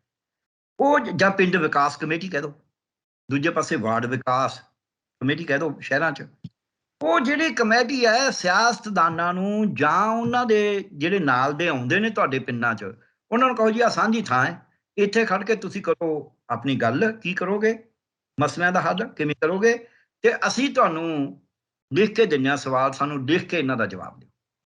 ਬਿਲਕੁਲ ਕਹਿਣਾ ਕੋਈ ਕਹੂਗਾ ਜੀ ਲਿਖ ਕੇ ਕੀ ਮੁੱਕਰ ਨਹੀਂ ਸਕਦੇ। ਦੇਖੋ, ਜੇ ਉਹ ਜਵਾਬ ਲਿਖ ਕੇ ਦੇਣਗੇ ਵੀ ਨਸ਼ਿਆਂ ਦਾ ਅਸੀਂ ਕਿਵੇਂ ਹੱਲ ਕਰਾਂਗੇ, ਤਾਂ ਕੋਈ ਦਿਮਾਗ ਤਾਂ ਲਾਣਗੇ ਨਾ। ਮੈਂ ਐਜ਼ ਏ ਟੀਚਰ ਇਹ ਕਹਿੰਦਾ ਵੀ ਜਿਹੜਾ ਬੱਚਾ ਪੇਪਰ ਦੇਖ ਕੇ ਕਿਤਾਬ ਵੀ ਲਿਖ ਲੈਂਦਾ ਹੈ, ਉਹਨੇ ਲਿਖਿਆ ਤਾਂ ਸਹੀ ਯਾਰ, ਕੁਛ ਤਾਂ ਮਿਹਨਤ ਕਰੀ, ਦੂਜੇ ਨੂੰ ਤਾਂ ਉਹ ਵੀ ਨਹੀਂ ਕਰੀ। ਸੋ ਜਿਹੜਾ ਸਿਆਸਤਦਾਨ, ਉਹਦਾ ਥੱਲੇ ਵਾਲਾ ਬੰਦਾ ਜਾ ਕੇ ਪਿੰਡ 'ਚ ਕਹਿੰਦਾ ਹੈ ਕਿ ਜੀ ਇੱਥੇ ਗ੍ਰਾਮ ਸਭਾ ਹੋਇਆ ਕਰੂਗੀ, ਉਹਦਾ ਆਹ ਤਰੀਕਾ ਹੋਊਗਾ, ਤੇ ਮਨਰੇਗਾ ਵਾਸਤੇ ਤੁਹਾਡੇ ਆਹ ਤਰੀਕਾ ਹੋਊਗਾ, ਤੁਹਾਡੀ ਗ੍ਰਾਮ ਸਭਾ ਫੈਸਲੇ ਕਰੂਗੀ, ਇਹਦੇ 'ਚ ਆਹ ਜਿਹੜੇ ਨੁਕਸ ਪੈ ਸਕਦੇ ਨੇ ਉਹ ਉੱਤੇ ਕਰਨ ਵਾਲੇ ਨੇ ਹੱਲ, ਉਹ ਮੈਂ ਕਰਵਾਵਾਂਗਾ, ਐਂ ਕਰਵਾਵਾਂ। ਇਹ ਤਾਂ ਗੱਲ ਵੀ ਤੁਸੀਂ ਬੁਢਾਪਾ ਪੈਨਸ਼ਨਾਂ ਲੱਗਣੀਆਂ ਨੇ, ਕਿਉਂਕਿ ਉਹ 'ਚ ਐਸਐਮਓ ਦਾ ਸਰਟੀਫਿਕੇਟ ਚਾਹੀਦਾ, ਉਹ ਅਸੀਂ ਦੇਖਾਂਗੇ ਵੀ ਐਸਐਮਓ ਸਰਟੀਫਿਕੇਟ ਦੇਵੇ। ਅਸੀਂ ਇਹ ਨਹੀਂ ਕਹਾਂਗੇ ਉਹ ਗਲਤ ਸਰਟੀਫਿਕੇਟ ਦੇਵੇ, ਅਸੀਂ ਕਹਾਂਗੇ ਜਿਹਦਾ ਜਿੰਨਾ ਜੋ ਵੀ ਬਣਦਾ ਹੈ ਉਹ ਸਰਟੀਫਿਕੇਟ ਦੇ। ਜੇ ਤੈਨੂੰ ਲੱਗਦਾ ਵੀ ਨਹੀਂ ਬਣਦਾ, ਤੂੰ ਲਿਖਦੇ ਵੀ ਨਹੀਂ ਬਣਦਾ, ਪਰ ਤੈਨੂੰ ਸਰਟੀਫਿਕੇਟ ਤਾਂ ਦੇ, ਠੀਕ ਹੋ ਗਿਆ। ਪੈਨਸ਼ਨਾਂ ਦਾ ਬੁਢਾਪਾ, ਵਿਧਵਾ, ਅਪੰਗ ਪੈਨਸ਼ਨ, ਤਾਂ ਜਾਂ ਫਿਰ ਆਪਣਾ ਜਿਹੜੀ ਆਰਫਨ, ਜਿਹਨੂੰ ਆਪਾਂ ਕਹਿੰਦੇ ਨਿਆਸਰੇ ਬੱਚਿਆਂ ਦੀ ਪੈਨਸ਼ਨ, ਹੋ ਗਿਆ ਨਾ ਮਸਲਾ ਹੱਲ, ਝੂਠੀਆਂ ਵੀ ਖਤਮ ਹੋ ਗਈਆਂ। ਸੋ ਉਹਦੇ ਵਿੱਚ ਤੁਹਾਨੂੰ ਤੌਰ ਤਰੀਕਾ ਦੱਸਣਾ ਪਊਗਾ ਵੀ ਅਸੀਂ ਦਲਿਤਾਂ ਦਾ ਸਕਾਲਰਸ਼ਿਪ ਦੀ ਗੱਲ ਹੈ, ਉਹਦੇ ਵਿੱਚ ਵੀ ਅਸੀਂ ਦੇਖੋ ਜੀ ਐਂ ਮਸਲਾ ਹੱਲ ਕਰਾਂਗੇ ਵੀ ਆਹ ਜਿਹੜੇ ਸਕੂਲਾਂ ਵਾਲੇ ਲੈ ਲੈਂਦੇ ਨੇ ਪੈਸੇ, ਮੁੜ ਕੇ ਦਿੰਦੇ ਨਹੀਂ ਬੱਚਿਆਂ ਨੂੰ, ਆਹ ਨਹੀਂ ਦਿੰਦੇ, ਐਂ ਨਹੀਂ ਕਰਦੇ, ਇਹਦਾ ਆਹ ਹੱਲ ਹੈ, ਏਦਾਂ ਏਦਾਂ ਕਰਾਂਗੇ। ਉਹ ਜੇ ਸੋਚੂਗਾ ਤਾਂ ਫਿਰ ਉਹਨੂੰ ਅਸਲੀਅਤ ਵੀ ਦੇਖਣੀ ਪਊਗੀ। ਜਿਹੜੇ ਪਿੰਡ ਨਹੀਂ ਆਪਾਂ ਜਾਂਦੇ, ਉਹਦਾ ਰਾਹ ਆਪਾਂ ਨੂੰ ਕਿੱਥੋਂ ਪਤਾ ਹੋ ਜਾਊਗਾ? ਉਹਨੂੰ ਪਿੰਡ ਜਾਣ ਵਾਸਤੇ ਮਜਬੂਰ ਕਰੋ। ਹਾਂਜੀ, ਮੇਰਾ ਆਖਰੀ ਸਵਾਲ ਇਹ ਆ ਕਿ ਇਸ ਸਭ ਦੇ ਵਿਚਾਲੇ ਜਦੋਂ ਅਸੀਂ ਇਕੱਲੇ ਪੰਜਾਬ ਦੇ ਸੰਦਰਭ ਵਿੱਚ ਦੇਖਦੇ ਆ, ਇੱਥੇ ਅਕਾਲੀ ਦਲ ਦੇ ਜਿਹੜੇ ਆਪਣੇ ਆਪ ਨੂੰ ਖੇਤਰੀ ਪਾਰਟੀ ਆ ਆਪਣੇ ਆਪ ਦੇ ਵਿੱਚ, ਤੇ ਦੂਜੇ ਪਾਸੇ ਆਮ ਆਦਮੀ ਪਾਰਟੀ ਕੇਂਦਰ ਤੋਂ ਚੱਲਦੀ, ਕਾਂਗਰਸ ਕੇਂਦਰ ਤੋਂ ਚੱਲਦੀ, ਬੀਜੇਪੀ ਕੇਂਦਰ ਤੋਂ ਚੱਲਦੀ, ਲੋਕਾਂ ਨੂੰ ਕੀ ਇੱਕ ਨਵੀਂ ਧਿਰ ਬਣਾ ਕੇ ਉਸ ਧਿਰ ਨਾਲ ਖੜਨ ਦੀ ਲੋੜ ਹੈ, ਜਾਂ ਫਿਰ ਇਸੇ ਇਹਨਾਂ ਧਿਰਾਂ ਦੇ ਵਿੱਚ ਹੀ ਜਿਵੇਂ ਕਹਿ ਲਓ ਕਿ ਸੁਧਾਰ ਦਾ ਇੱਕ ਏਜੰਡਾ ਲਿਆਂਦਾ ਜਾਵੇ ਕਿ ਜੇਕਰ ਉਮੀਦਵਾਰ ਆਉਣਗੇ ਤਾਂ ਉਹ ਸਾਡੇ ਵਿੱਚੋਂ ਲਓ, ਤੁਸੀਂ ਆਪਣੀ ਪਾਰਟੀ ਦਾ ਏਜੰਡਾ ਯੂਜ਼ ਕਰੋ, ਉਹ ਵੱਖਰੀ ਥਾਂ ਹੈ, ਪਰ ਇੱਕ ਸਾਡਾ ਏਜੰਡਾ ਜਿਹੜਾ ਪੰਜਾਬ ਦਾ ਹੋਣਾ ਚਾਹੀਦਾ ਉਹ ਹੋਵੇ 2022 ਦੇ ਵਿੱਚ। ਜਿਵੇਂ ਨਵਜੋਤ ਸਿੱਧੂ ਜਾਂ ਤਮਾਮ ਜਿਹੜੇ ਵੀ ਪੰਜਾਬੀ ਹਿਤੈਸ਼ੀ ਨੇ, ਉਹਨਾਂ ਨੂੰ ਇਹੀ ਲੱਗਦਾ ਕਿ ਜੇ 2022 ਦੇ ਵਿੱਚ ਪੰਜਾਬ ਨਾ ਸਾਂਭਿਆ ਗਿਆ ਤਾਂ ਉਮੀਦ ਛੱਡ ਦਿਓ ਕਿ ਪੰਜਾਬ ਜਿਹੜਾ ਉਹ ਆਪਣੇ ਪੈਰਾਂ ਸਿਰ ਮੁੜ ਕੇ ਆ ਜਾਏਗਾ। ਵਾਰ-ਵਾਰ ਵਪਾਰ ਪਾਕਿਸਤਾਨ ਨਾਲ ਖੁੱਲਣ ਦੀ ਗੱਲ ਹੁੰਦੀ ਹੈ। ਦੇਖੋ ਤੁਸੀਂ ਬਿਲਕੁਲ ਇਹ ਕਿਹਾ ਤਾਂ ਠੀਕ ਹੈ, ਪਰ ਮੈਂ ਇਸ ਗੱਲ ਨਾਲ ਥੋੜ੍ਹਾ ਜਿਹਾ, ਇਹ ਤਾਂ ਠੀਕ ਹੈ ਵੀ 2022 ਚ ਕੁਛ ਨਾ ਕੁਛ ਇਸ ਤਰ੍ਹਾਂ ਹੀ ਏਜੰਡਾ ਆਪਦਾ ਦੇਣਾ, ਇਹ ਵੀ ਠੀਕ ਹੈ। ਪਰ ਇਹ ਕਹਿਣਾ ਇਹ ਵੀ ਠੀਕ ਹੈ ਵੀ 2022 ਜੇ ਅਸੀਂ ਨਾ ਸਾਹਮਣੇ ਗਏ ਤਾਂ ਬਹੁਤ ਨੁਕਸਾਨ ਹੋ ਜੂ। ਪਰ ਮੈਂ ਇਹ ਨਹੀਂ ਕਹਿੰਦਾ ਵੀ ਇਹ ਬਿਲਕੁਲ ਮੁੜਿਆ ਨਹੀਂ ਜਾਣਾ, ਖਤਮ ਨਹੀਂ ਹੁੰਦਾ। ਬਿਲਕੁਲ ਮੈਂ ਉਮੀਦ ਨਹੀਂ ਕਰਦਾ। ਹੁਣ ਸਾਨੂੰ ਲੋੜ ਜਿਹੜੀ 2022 ਦਾ ਤੁਹਾਡਾ ਸਵਾਲ ਹੈ, ਇਹ ਬਿਲਕੁਲ ਠੀਕ ਹੈ। ਪੈਰਲਲ ਏਜੰਡਾ ਬਣਾ ਕੇ ਦੇਣਾ ਚਾਹੀਦਾ ਹੈ ਵੀ ਆਹ ਏਜੰਡਾ ਹੈ। ਕੋਈ ਅਕਾਲੀ ਹੋਵੇ, ਕਾਂਗਰਸੀ ਹੋਵੇ, ਬੀਜੇਪੀ ਹੋਵੇ, ਆਪ ਹੋਵੇ, ਕੋਈ ਬਿਆਸਪਾ ਹੋਵੇ ਜਾਂ ਕੋਈ ਹੋਰ ਨਵੀਆਂ ਲੋਕ ਅਧਿਕਾਰ ਫਲਾਣੀ ਪਾਰਟੀਆਂ, ਸਭ ਨੂੰ ਇੱਕ ਏਜੰਡਾ, ਆਹ ਏਜੰਡੇ 'ਚ ਕੰਮ ਕਰਨਾ। ਤੁਸੀਂ ਦੱਸੋ ਕਿਵੇਂ ਕਰੋਗੇ? ਇੱਕ ਤਾਂ ਇਹੀ ਨਹੀਂ ਵੀ ਕਰੋਗੇ, ਉਹ ਕਹਿੰਦੇ ਹਾਂਜੀ ਕਰਾਂਗੇ। ਹਾਂਜੀ ਤੁਹਾਡਾ ਏਜੰਡਾ, ਕੱਲੀ ਗੱਲ ਕਿਵੇਂ ਹੱਲ ਕਰੋਗੇ? ਤੁਹਾਡਾ ਫਾਰਮੂਲਾ ਕੀ ਹੈ ਹੱਲ ਕਰਨ ਦਾ? ਅੱਜ ਤੁਸੀਂ ਕਹਿਤਾ, ਕੱਲ ਨੂੰ ਤੁਸੀਂ ਕਹਿੰਦੇ ਜੀ ਇਹ ਤਾਂ ਕਾਨੂੰਨ ਨਹੀਂ ਇਜਾਜ਼ਤ ਦਿੰਦਾ। ਇਹ ਤਾਂ ਜੀ ਮੈਨੂੰ ਇੰਨੇ ਬੰਦੇ ਚਾਹੀਦੇ ਨੇ, ਉਹਨੇ ਬੰਦੇ ਹੀ ਨਹੀਂ ਮੇਰੇ ਨਾਲ, ਤੇ ਫਿਰ ਤੁਸੀਂ ਵਾਅਦੇ ਕਿਉਂ ਕਰਦੇ ਹੋ? ਕੈਪਟਨ ਸਾਹਿਬ ਨੇ ਵਾਅਦੇ ਕਰਕੇ ਕਾਂਗਰਸ ਸਰਕਾਰ ਨੇ ਮੁੜ ਕੇ ਖਜ਼ਾਨਾ ਖਾਲੀ ਦੇ ਰੱਟ ਲਗਾਈ ਰੱਖੀ ਸੀ। ਜੇ ਨਹੀਂ ਲਗਾਈ ਤਾਂ ਦੱਸ ਦਿਓ। ਇਸੇ ਤਰ੍ਹਾਂ ਹੀ ਕੋਈ ਹੋਰ ਵਾਅਦਾ ਕਰਕੇ ਹੋਰ ਕੋਈ ਬਹਾਨਾ ਲਾ ਦੇਣਗੇ ਵੀ ਹੁਣ ਤਾਂ ਜੀ ਇੱਥੇ ਆ ਨਹੀਂ ਹੁੰਦਾ। ਮੈਂ ਇੱਕ MP ਨੂੰ ਸੁਣਿਆ, ਉਹਨੇ ਕਿਤੇ ਚੋਣਾਂ ਤੋਂ ਪਹਿਲਾਂ ਤਾਂ ਵਾਅਦਾ ਕਰਤਾ ਆ ਮਿਡ ਡੇ ਮੀਲ ਕੁੱਕ ਨਾਲ ਵੀ ਤੁਹਾਡਾ ਐਂ ਕਰ ਦਾਂਗੇ, ਉਹ ਕਰ ਦਾਂਗੇ। ਉਦੋਂ ਮੁੜ ਕੇ ਕਰਿਆ ਨਾ, ਤਾਂ ਇੱਕ ਕਾਨਫਰੰਸ 'ਚ ਉਹਨੇ ਆਖਿਆ ਨਹੀਂ ਇਹ ਨਾ, ਉਹਨੇ ਪੁੱਛ ਲਿਆ ਇੱਕ ਬੀਬੀ ਨੇ ਖੜੇ ਹੋ ਕੇ ਵੀ ਤੁਸੀਂ ਸਾਨੂੰ ਆਹ ਵਾਅਦਾ ਕਰਿਆ ਸੀ, ਦੱਸੋ ਕੀ ਕਰ। ਨਹੀਂ ਉਹ ਆਏ ਨਹੀਂ ਹੋ ਸਕਦਾ ਫਲਾਣਾ। ਮੈਂ ਆਖਿਆ ਮੈਂ ਤੁਸੀਂ ਪਹਿਲਾਂ ਹੀ ਕਰਨਾ ਸੀ, ਜੇ ਕਰਿਆ ਸੀ ਤਾਂ ਉੱਥੇ ਸਵਾਲ ਖੜਾ ਕਰ ਦਿੰਦੇ, ਦੱਸੋ ਕੀ ਔਖਾ ਸੀ। ਨਾ ਮੰਨਦੇ ਅਗਲੇ, ਤੁਸੀਂ ਕਹਿੰਦੇ ਦੇਖੋ ਯਾਰ ਮੈਂ ਕਰਿਆ ਸੀ, ਉੱਥੇ ਜਾ ਕੇ ਇਹ ਗੱਲ ਆ ਗਈ ਵੀ ਹੁਣ ਆਏ ਨਹੀਂ ਆ, ਹੁਣ ਆਪਾਂ ਐਂ ਕਰਦੇ ਹਾਂ। ਕੋਈ ਚੀਜ਼ ਐਸੀ ਨਹੀਂ ਜਿਹਦੇ ਬਾਰੇ ਤੁਸੀਂ ਬੋਲ ਨਹੀਂ ਸਕਦੇ। ਤੁਸੀਂ ਚੁਣੇ ਹੋਏ ਤੁਸੀਂ ਚੁਣੇ ਹੋਏ MP ਹੋ, ਤੁਸੀਂ ਚੁਣੇ ਹੋਏ ਜ਼ਿਲ੍ਹਾ ਪ੍ਰੀਸ਼ਦ ਦੇ, ਜੇ ਤੁਹਾਡੇ 'ਚ ਹਿੰਮਤ ਹੈ ਬੋਲਣ ਦੀ ਵੀ ਜੋ ਮਰਜ਼ੀ ਹੋਵੇ ਮੈਂ ਸੱਚੀ ਗੱਲ ਕਹਿਣੀ ਹੈ, ਫਿਰ ਤੁਹਾਡੇ ਕੋਲ ਬਹੁਤ ਤਾਕਤ ਹੈ। ਹਾਂ ਜੇ ਤੁਹਾਡੀ ਯਾਰ ਮੈਨੂੰ ਆਹ ਨਾ ਕਰ ਦੇਣ, ਮੈਨੂੰ ਐਂ ਨਾ ਕਹਿ ਦੇਣ, ਮੈਂ ਕਿਤੇ ਪਿੱਛੇ ਨਾ ਰਹਿ ਜਾ, ਮੈਂ ਗੁੱਡੀ ਰਿਲੇਸ਼ਨ ਕਹਿ, ਫਿਰ ਔਖਾ। ਸੋ ਸਹੀ ਕਿਹਾ ਤੁਸੀਂ, ਪੰਜਾਬ ਦੇ ਲੋਕਾਂ ਨੂੰ ਆਪਦਾ ਏਜੰਡਾ ਬਣਾਉਣਾ ਪਏਗਾ। ਉਹ ਏਜੰਡਾ ਗੱਲ ਦੇ ਉੱਤੇ ਹੋਏਗਾ। ਮੈਂ ਕਿਉਂ ਕਹਿਣਾ, ਇਹ ਛੋਟੀ ਜਿਹੀ ਲਾਈਨ 'ਚ ਕਹਾਂਗਾ, ਲੰਬਾ ਨਹੀਂ ਮੈਂ ਕਰਦਾ ਗੱਲ ਨੂੰ। ਮਸਲਨ ਨਸ਼ੇ ਬੰਦ ਕਰਨੇ ਨੇ, ਉਹ ਕਹਿੰਦੇ ਜੀ ਅਸੀਂ ਆਏ, ਜਿਵੇਂ ਕੈਪਟਨ ਸਾਹਿਬ ਨੇ ਕਹਿਤਾ ਸੀ ਅਸੀਂ GOG ਬਣਾਤੇ ਜੀ, ਅਸੀਂ ਇੰਨੇ ਫਲਾਣੇ ਬਣਾਤੇ ਜੀ, ਅਸੀਂ ਇੰਨੇ ਊਟ ਸੈਂਟਰ ਖੋਲ੍ਹਤੇ। ਸਾਨੂੰ ਇਹਨਾਂ ਦੀ ਲੋੜ ਨਹੀਂ, ਤੁਸੀਂ ਦੱਸੋ ਨਸ਼ੇ ਕਿਵੇਂ ਬੰਦ ਕਰੋ? ਠੀਕ ਹੈ, ਉਹਦੇ ਦੋ ਹਿੱਸੇ ਨੇ। ਫਿਰ ਕਹਤਾ ਜੀ ਬਾਹਰੋਂ ਨਸ਼ਾ ਆਉਂਦਾ, ਇਹ ਤਾਂ ਜੀ ਬਾਰਡਰ ਸੀਲ ਕੇਂਦਰ ਕਰ ਸਕਦਾ। ਮੈਂ ਇਹ ਕਹਿਣਾ ਵੀ ਇੱਕ ਪਿੰਡ 'ਚ ਨਸ਼ਾ ਚਾਹੇ ਜਿੱਥੋਂ ਮਰਜ਼ੀ ਆਇਆ, ਚਾਹੇ ਉਹ ਅਮਰੀਕਾ 'ਚੋਂ ਆਇਆ, ਚਾਹੇ ਉਹ ਪਾਕਿਸਤਾਨ 'ਚੋਂ ਆਇਆ, ਚਾਹੇ ਅਫਗਾਨਿਸਤਾਨ 'ਚੋਂ ਆਇਆ, ਚਾਹੇ ਚੀਨ 'ਚੋਂ ਆਇਆ, ਚਾਹੇ ਉਹ ਦੇਸ਼ 'ਚੋਂ ਹੀ ਆਇਆ ਸਾਡੇ 'ਚੋਂ, ਚਾਹੇ ਉਹ ਨੇਪਾਲ 'ਚੋਂ ਆਇਆ ਤਾਂ ਸਾਡੇ ਪਿੰਡ 'ਚ ਹੈ ਨਾ। ਪਿੰਡ 'ਚ ਤਾਂ ਕਿਤੇ ਹਵਾ ਨਹੀਂ ਆ ਗਿਆ, ਪਿੰਡ 'ਚ ਉਹਨੂੰ ਕੋਈ ਦੇਣ ਵੀ ਆਇਆ ਹੋਊਗਾ। ਹੁਣ ਕੀ ਹੋ ਰਿਹਾ ਹੈ? ਹੁਣ ਇਹ ਹੋ ਰਿਹਾ ਹੈ ਕਿ ਜੇ ਪਿੰਡ ਦਾ ਉਹਦਾ GOG ਜਾਂ ਕੋਈ ਚਾਰ ਬੰਦੇ ਤੁਹਾਡੇ ਵਰਗੇ ਮੇਰੇ ਵਰਗੇ ਖੜੇ ਹੋ ਕੇ ਕਰਦੇ ਨੇ, ਉਹ ਪੁਲਿਸ ਨੂੰ ਸ਼ਿਕਾਇਤ ਕਰਦੇ ਨੇ, ਪੁਲਿਸ ਵਾਲੇ ਨਸ਼ੇੜੀ ਨਾਲ ਰਲੇ ਹੋਏ ਨੇ, ਨਸ਼ਾ ਵੇਚਣ ਵਾਲੇ ਨਾਲ, ਤਸਕਰ ਨਾਲ, ਉਹਨੂੰ ਦੱਸ ਦਿੰਦੇ ਵੀ ਆ ਇਹਨੇ ਸ਼ਿਕਾਇਤ ਕਰੀ ਹੈ ਤੇਰੀ, ਅਗਲਾ ਦੂਜੇ ਦਿਨ ਉਹਦਾ ਕਤਲ ਕਰ ਦਿੰਦਾ। ਲੁਧਿਆਣੇ 'ਚ 2 ਕਤਲ ਇਦਾਂ ਹੋ ਚੁੱਕੇ ਨੌਜਵਾਨਾਂ ਦੇ, ਇੱਕੋ ਜਿਹੇ ਤਰੀਕੇ ਨਾਲ ਏਰੀਏ 'ਚ। ਇੱਕ ਤਾਂ ਥਾਣੇਦਾਰ ਦਾ ਮੁੰਡਾ, ਇੱਕ ਡਾਕਟਰ ਦਾ ਮੁੰਡਾ। ਤਾਂ ਮੈਂ ਕਹਿਣਾ, ਪਰ ਜੇ ਬਣੀਆਂ ਹੋਣਗੀਆਂ ਗ੍ਰਾਮ ਸਭਾ ਦੀਆਂ ਕਮੇਟੀਆਂ, ਫਿਰ ਪਹਿਲੀ ਗੱਲ ਤਾਂ ਸਜ਼ਾ ਦੇਣ ਵਾਲੇ ਪਾਸੇ ਨਹੀਂ ਜਾਣ ਦੀ ਲੋੜ। ਉਹਨੂੰ ਪਹਿਲਾਂ ਸਮਝਾਉਣਗੇ, ਪਿੰਡ ਦਾ ਹੀ ਬੰਦਾ ਨਾ, ਚਾਹੇ ਉਹ ਨਸ਼ਾ ਵੇਚਦਾ ਚਾਹੇ ਨਸ਼ਾ ਕਰਦਾ, ਹੈ ਤਾਂ ਪਿੰਡ ਦਾ ਬੰਦਾ ਨਾ। ਉਹਨਾਂ ਸਾਡੀ ਕੋਈ ਹਮਦਰਦੀ ਤਾਂ ਹੋਣੀ ਚਾਹੀਦੀ ਹੈ। ਉਹਨੂੰ ਕਹਿੰਦੇ ਦੇਖ ਬਈ 2-4 ਵਾਰੀ ਕਹੇ ਤੋਂ, ਜੇ ਫਿਰ ਨਹੀਂ ਮੰਨੇਗਾ ਫਿਰ ਆਪਾਂ ਉਹਦੇ 'ਤੇ ਐਕਸ਼ਨ ਵੀ ਲੈ ਲਾਂਗੇ, ਫਿਰ ਪੁਲਿਸ ਵੀ ਡਰੂ ਦੱਸੋ, ਕਿਉਂਕਿ ਪੁਲਿਸ ਨੂੰ ਪਤਾ ਵੀ ਇਹ ਤਾਂ ਸਾਰਾ ਪਿੰਡ ਗੱਲ ਪੈ ਜੂ। ਸੋ ਜਿਹੜਾ ਇੱਕ ਹੁਣ ਅੱਜ ਸਾਡੇ ਹੱਥ 'ਚ ਹੈ, ਸਾਡੇ ਹੱਥ 'ਚ ਨਹੀਂ ਹੈ ਕਿ ਅਸੀਂ ਕੋਈ ਪੋਲੀਟੀਕਲ ਪਾਰਟੀ ਇਮੀਡੀਏਟਲੀ ਸਿਰਜ ਲਈਏ, ਇਹਦੇ ਵਿੱਚੋਂ ਪਾਰਟੀ ਨਿਕਲੂਗੀ। ਜਿਹੜੀਆਂ ਰਵਾਇਤੀ ਪਾਰਟੀਆਂ ਨੇ, ਇਹਨਾਂ ਨੇ ਕੁਝ ਨਹੀਂ ਕਰਨਾ, ਮੈਂ ਤੁਹਾਨੂੰ ਅੱਜ ਦੱਸ ਦਿੰਦਾ। ਇਹਨਾਂ ਢੜੀ ਹੋਰ ਤੇ ਤੁਰ ਪਈਆਂ। ਜਿਹੜੇ ਬੰਦੇ ਹੋਰ ਪਾਸੇ ਡਾਇਰੈਕਸ਼ਨ ਹੀ ਹੋਰ ਚੱਲ ਰਹੇ ਨੇ, ਉਹਨਾਂ 'ਚੋਂ 1, 2, 3 ਤਾਂ ਸ਼ਾਇਦ ਹੋ ਸਕਦਾ ਆਪਦਾ ਰਸਤਾ ਬਦਲਣਾ, ਬਾਕੀ ਰਸਤਾ ਨਹੀਂ ਬਦਲਣਗੇ। ਬਿਲਕੁਲ। ਅਕਾਲੀ ਪਾਰਟੀ ਖੇਤਰੀ ਪਾਰਟੀ ਸੀ, ਇਹਨੇ ਦੱਸੋ ਫੈਡਰੇਸ਼ਨ ਦੀ ਗੱਲ ਕਰੀ ਹੈ, ਈਵਨ ਆ ਪੰਜਾਬੀ ਦੇ ਇਸ਼ੂ ਤੇ ਬੋਲੇ ਨੇ, ਈਵਨ ਆ ਕਰਤਾਰਪੁਰ ਜੇ ਇਹ ਬੇਨਤੀਆਂ ਕਰਦੇ ਰਹੇ ਨੇ ਮੋਦੀ ਸਾਹਿਬ ਨੂੰ, ਵੱਖ ਹੋ ਕੇ ਵੀ। ਇਹਨਾਂ ਨੇ ਕਦੇ ਕਿਹਾ ਵੀ ਆਹ ਤੁਸੀਂ ਦੱਸੋ, ਇੱਥੇ ਮਾਰੇ ਧਰਨੇ ਜਾ ਕੇ ਵੀ ਤੁਸੀਂ ਜੇ ਕੁੰਭ ਦਾ ਮੇਲਾ ਕਰਾ ਸਕਦੇ ਹੋ ਕੋਵਿਡ ਦੇ ਵਿੱਚ ਐਡਾ ਵੱਡਾ, ਤੇ ਐਡੀ ਵੱਡੀ ਉਹ ਫੈਲ ਗਈ, 4 ਧਾਮ ਦੀ ਯਾਤਰਾ ਕਰ ਸਕਦੇ ਹੋ, ਤੁਸੀਂ ਬੋਲੋ ਸਾਡੇ ਕਿਉਂ ਨਹੀਂ ਖੋਲਦੇ? ਦੱਸੋ ਜੀ, ਕਦੇ ਧਰਨੇ ਮਾਰਦਾ, ਕੰਟੀਨਿਊਸ ਧਰਨਾ ਮਾਰ ਦਿੰਦੇ ਵੀ ਚੰਗਾ ਦੇਖੀ ਜੋ ਹੁੰਦੇ, ਨਹੀਂ ਕਰਨੀ। ਸੋ ਮੈਂ ਤਾਂ ਕਹਿਣਾ, ਇਹ ਤਾਂ ਇਹਨਾਂ ਦਾ ਆਪਦਾ ਹੀ ਮੁੱਦਾ ਸੀ ਨਾ ਸਿੱਧਾ ਹੀ, ਜਿਹੜੀ ਇਹਨਾਂ ਦਾ ਵੋਟ ਬੈਂਕ ਦੇ ਨਾਲ ਵੀ ਸੀ, ਧਰਮ ਨਾਲ ਵੀ ਜੁੜਿਆ ਹੋਇਆ ਸੀ, ਔਰ ਇਹਨਾਂ ਨੂੰ ਰੀਹੈਬਿਲਿਟੇਟ ਵੀ ਕਰ ਸਕਦਾ ਸੀ, ਪਰ ਨਹੀਂ ਕਰਿਆ, ਕਿਉਂਕਿ ਕੇਂਦਰ ਨਾਲ ਲੜਾਈ ਕਰਨ ਵਾਸਤੇ ਆਪਦੇ ਵਪਾਰ ਤੇ ਧਿਆਨ ਰੱਖਣਾ ਪੈਂਦਾ। ਬਿਲਕੁਲ। ਤੋ ਲੜਨਗੇ ਕੌਣ? ਜਿਹੜੇ ਨੌਜਵਾਨ ਜਿਹਨੂੰ ਰੋਟੀ ਮਿਲਦੀ ਵੀ ਨਹੀਂ, ਜਿਹਦੇ ਕੋਲ ਹੈ ਹੀ ਕੁਛ ਨਹੀਂ, ਉਹ ਲੜੇਗਾ। ਉਹਦੇ ਬਾਰੇ ਬਾਬਾ ਨਾਨਕ ਨੇ ਕਿਹਾ, ਕਹਿੰਦੇ ਜੇ ਸਕਦਾਰੀ ਤੇ ਸਿਖਵਾਰੀ ਚਾਕਰ ਕੇ ਇਹ ਡਰਨਾ, ਜੇ ਸਕਦਾਰ ਪਵੇ ਜੰਜੀਰੀ ਤਾਂ ਚਾਕਰ ਹੱਥੋਂ ਲੜ ਮਰਨਾ। ਸੋ ਜਿਹਦੇ ਪੱਲੇ ਕੁਛ ਨਹੀਂ ਲੜੂਗਾ ਉਹ, ਜਿਹਦੇ ਪੱਲੇ ਉਹ ਡਰਦਾ ਵੀ ਮੇਰਾ ਇਹ ਚਲਿਆ ਨਾ ਜਾਵੇ, ਉਹਨੇ ਲੜਨਾ ਨਹੀਂ। ਸੋ ਪਹਿਲਾਂ ਉਹ ਲੜਨਗੇ ਜਿਨ੍ਹਾਂ ਦੇ ਪੱਲੇ ਕੁਛ ਨਹੀਂ, ਵੀ ਚੰਗਾ ਕੋਈ ਗੱਲ ਨਹੀਂ, ਤਾਜ ਤੁਹਾਡੇ ਖੋਹਾਂਗੇ, ਤਖਤੇ ਤਾਜ ਬਦਲਾਂਗੇ। ਸੋ ਇਸ ਕਰਕੇ ਪੰਜਾਬ ਕਿਤਾਏ ਉਹ ਤਾਂ ਵੱਖਰੀ ਲਹਿਰ ਹੋ ਗਈ, ਪਰ ਪਿੰਡ ਦੇ ਵਿੱਚ ਇਕੱਠ ਕਰਕੇ ਪਿੰਡ ਦਾ ਏਕਾ ਕਰਨਾ, ਇਹ ਤਾਂ ਕਿਸਾਨ ਅੰਦੋਲਨ ਨੇ ਸਿਰਜ ਦਿੱਤਾ। ਔਰ ਹੁਣ ਵੀ ਕਿਹਾ ਪੋਲੀਟੀਕਲ ਪਾਰਟੀਆਂ ਵੀ ਐ ਨਹੀਂ ਅਸੀਂ ਤੁਹਾਨੂੰ ਕਰਨ ਦੇਣਾ, ਤੁਸੀਂ ਸਾਰਾ ਏਕਾ ਤੋੜ ਦੋਗੇ। ਉਹ ਏਕੇ ਦੇ ਬੇਸ ਤੇ ਕਹਿਣ ਵੀ ਭਾਈ ਤੁਸੀਂ ਦੱਸੋ ਵੀ ਪਿੰਡ ਦੇ, ਸਾਡੇ ਪਿੰਡ ਦੇ ਬਾਤ ਵਿੱਚ ਆਹ ਸਾਡੇ ਮੁੱਦੇ ਨੇ, ਇਹਨਾਂ ਤੇ ਕੀ ਕਰੋਗੇ। ਆਹ ਇੱਕ ਤਰੀਕਾ ਜਿਹੜਾ ਨਾ ਤਾਂ ਲੜਾਈ ਕਰਨ ਦੀ ਲੋੜ ਹੈ, ਕਿਉਂਕਿ ਜੋ ਉੱਥੇ ਬੈਠੋ ਸਾਰੇ ਪਿੰਡ, ਜਦ ਪਿੰਡ ਏਕਾ ਕਰ ਲੈਂਦਾ ਨਾ, ਕਿਸੇ ਪੋਲੀਟੀਕਲ ਪਾਰਟੀ ਦੀ ਹਿੰਮਤ ਨਹੀਂ ਹੋ ਸਕਦੀ, ਚਾਹੇ ਉਹਨਾਂ ਦਾ ਉੱਥੇ ਬੰਦਾ ਬੈਠਾ ਵੀ ਹੋਵੇ, ਵੀ ਉੱਥੇ ਜਾ ਕੇ ਉਹ ਪੋਲੀਟੀਕਲ ਪਾਰਟੀ ਕੁਛ ਕਰ ਲਵੇ।